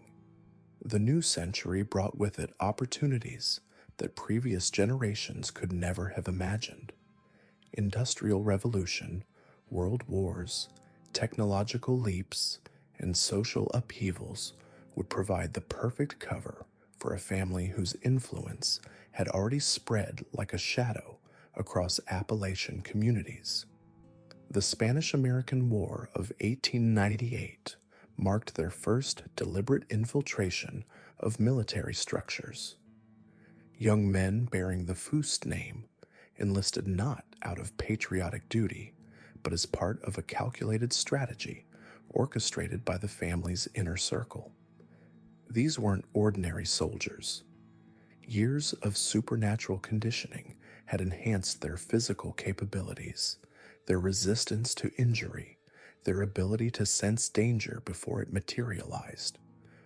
More importantly, they possessed an uncanny talent for survival that ensured their return from conflicts that claimed thousands of others. Lieutenant Colonel Marcus Foust emerged from the Philippine campaign with commendations for extraordinary bravery, but fellow officers noted disturbing details in their private correspondence. Enemies seemed to surrender before Marcus even engaged them, as though compelled by some invisible force. His wounds healed with supernatural speed. Most unsettling were the reports of Filipino insurgents found dead in impossible positions, their bodies drained of blood with no visible wounds, always discovered after Marcus had passed through an area alone. These military connections provided the family with access to government contracts, intelligence networks, and most crucially, transportation routes that connected their Appalachian strongholds to ports and cities across the nation. By 1905, Foust-controlled shipping companies were moving more than coal and timber through their networks. Sealed containers marked with symbols that dock workers learned never to question traveled between Charleston, Baltimore, New York, and eventually to European ports. The family's supernatural enhancements began manifesting in more sophisticated ways during this period. Children born after 1900 demonstrated abilities that previous generations had only achieved through decades of ritual conditioning. They possessed perfect night vision, could communicate silently across vast distances, and displayed an intuitive understanding of human psychology that made them extraordinarily persuasive. Most remarkably, they seemed to age at roughly half the rate of normal humans, maintaining youthful vigor well into what should have been their declining years. This longevity allowed individual family members to establish multiple identities across different decades, moving between cities and assuming new names when their apparent immortality might draw attention. A Foust patriarch could live as a businessman in Philadelphia for 20 years, fake his death, then emerge in Chicago under a different name to begin building another power base. This strategy created an illusion of separate families while maintaining centralized control through their supernatural communication network. The Great San Francisco Earthquake of 1906 provided their first opportunity to test large-scale social manipulation. While the city burned and authorities struggled to maintain order, Foust operatives moved through the chaos with predetermined objectives.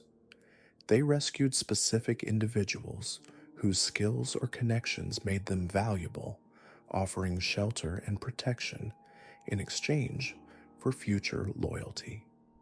They acquired property deeds from desperate sellers at fractions of true value. Most significantly, they established their first West Coast ritual site in the ruins of a Chinatown temple, incorporating Eastern mystical traditions into their expanding supernatural practices.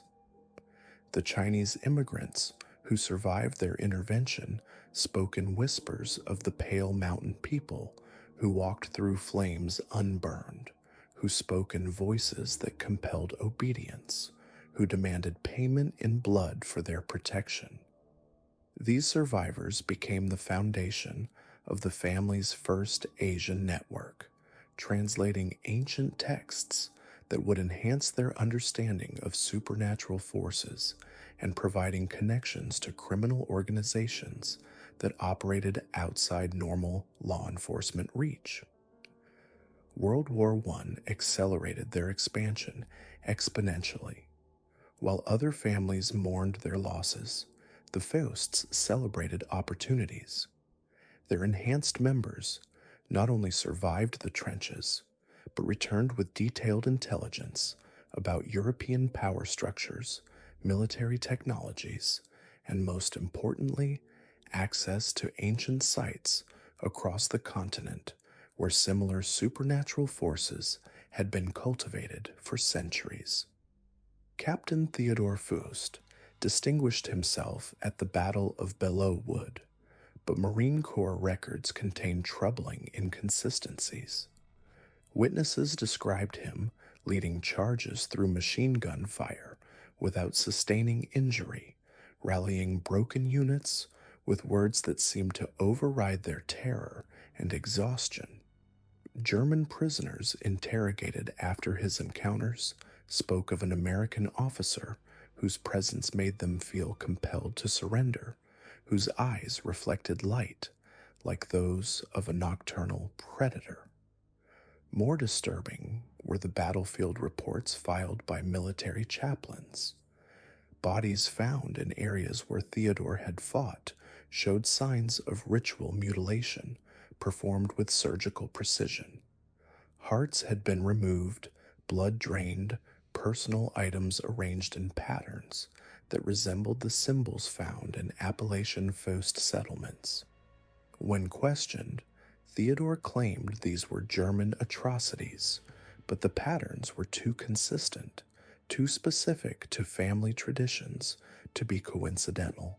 The war's end brought Theodore and dozens of other Foust descendants home with military honors, government contacts, and most crucially, shipping manifests that allowed them to import artifacts from European battlefields.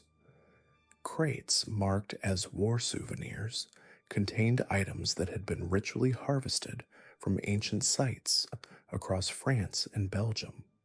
Stone fragments from prehistoric temples, metal objects of unknown origin, preserved biological materials that defied scientific classification. These artifacts were transported to a new facility constructed in the remote mountains of western North Carolina. Unlike their earlier caves and cabins, this complex represented a fusion of traditional mountain architecture with sophisticated engineering. Underground chambers extended deep into the mountain, connected by tunnels that followed ley lines the family had mapped across the Appalachian chain. Ventilation systems drew air through specific mineral deposits, creating atmospheric conditions that enhanced their supernatural practices.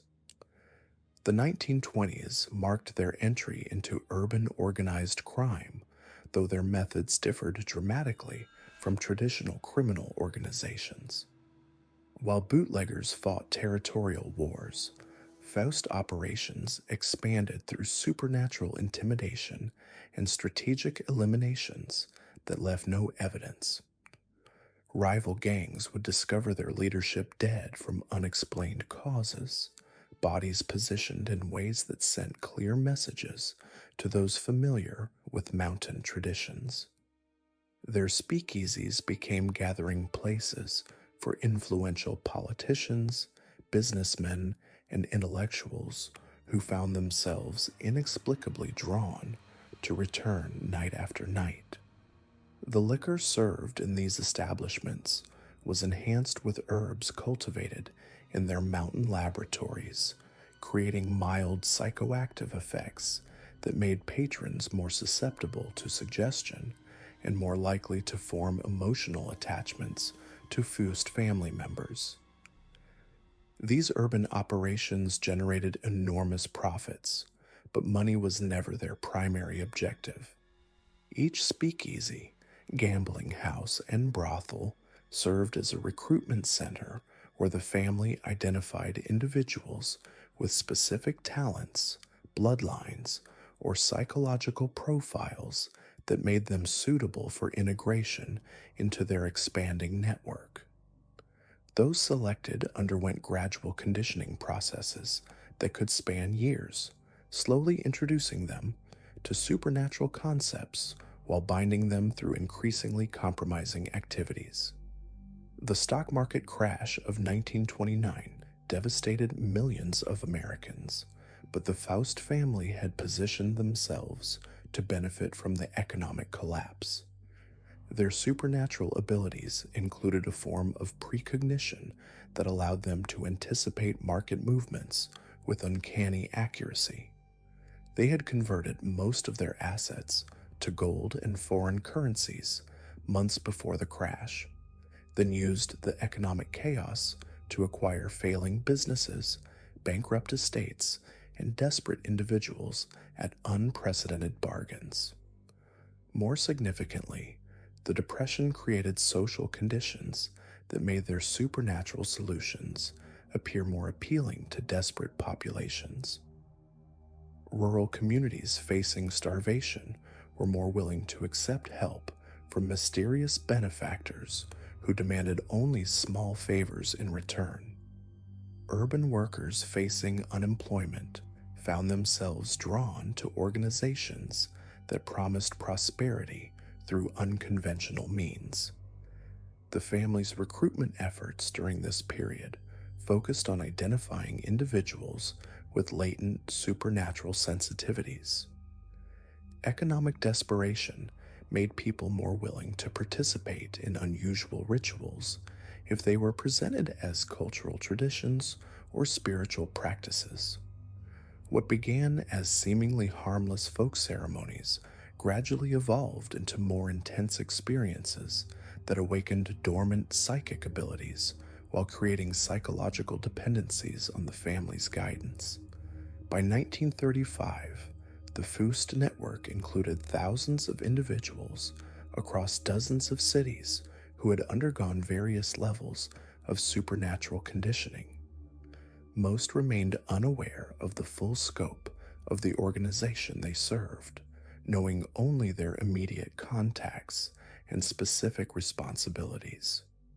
This cellular structure protected the family from exposure while allowing them to coordinate complex operations across vast geographical areas. Their influence began extending into federal government agencies during this period. Enhanced family members possessed natural advantages in intelligence work, their supernatural abilities making them exceptionally effective at gathering information and manipulating sources. They infiltrated the newly formed FBI, various military intelligence services, and emerging regulatory agencies that would oversee post-Depression economic recovery. The approach of World War II presented unprecedented opportunities for global expansion. The family's intelligence networks had provided early warnings about rising tensions in Europe and Asia, allowing them to position operatives in key locations before conflicts began.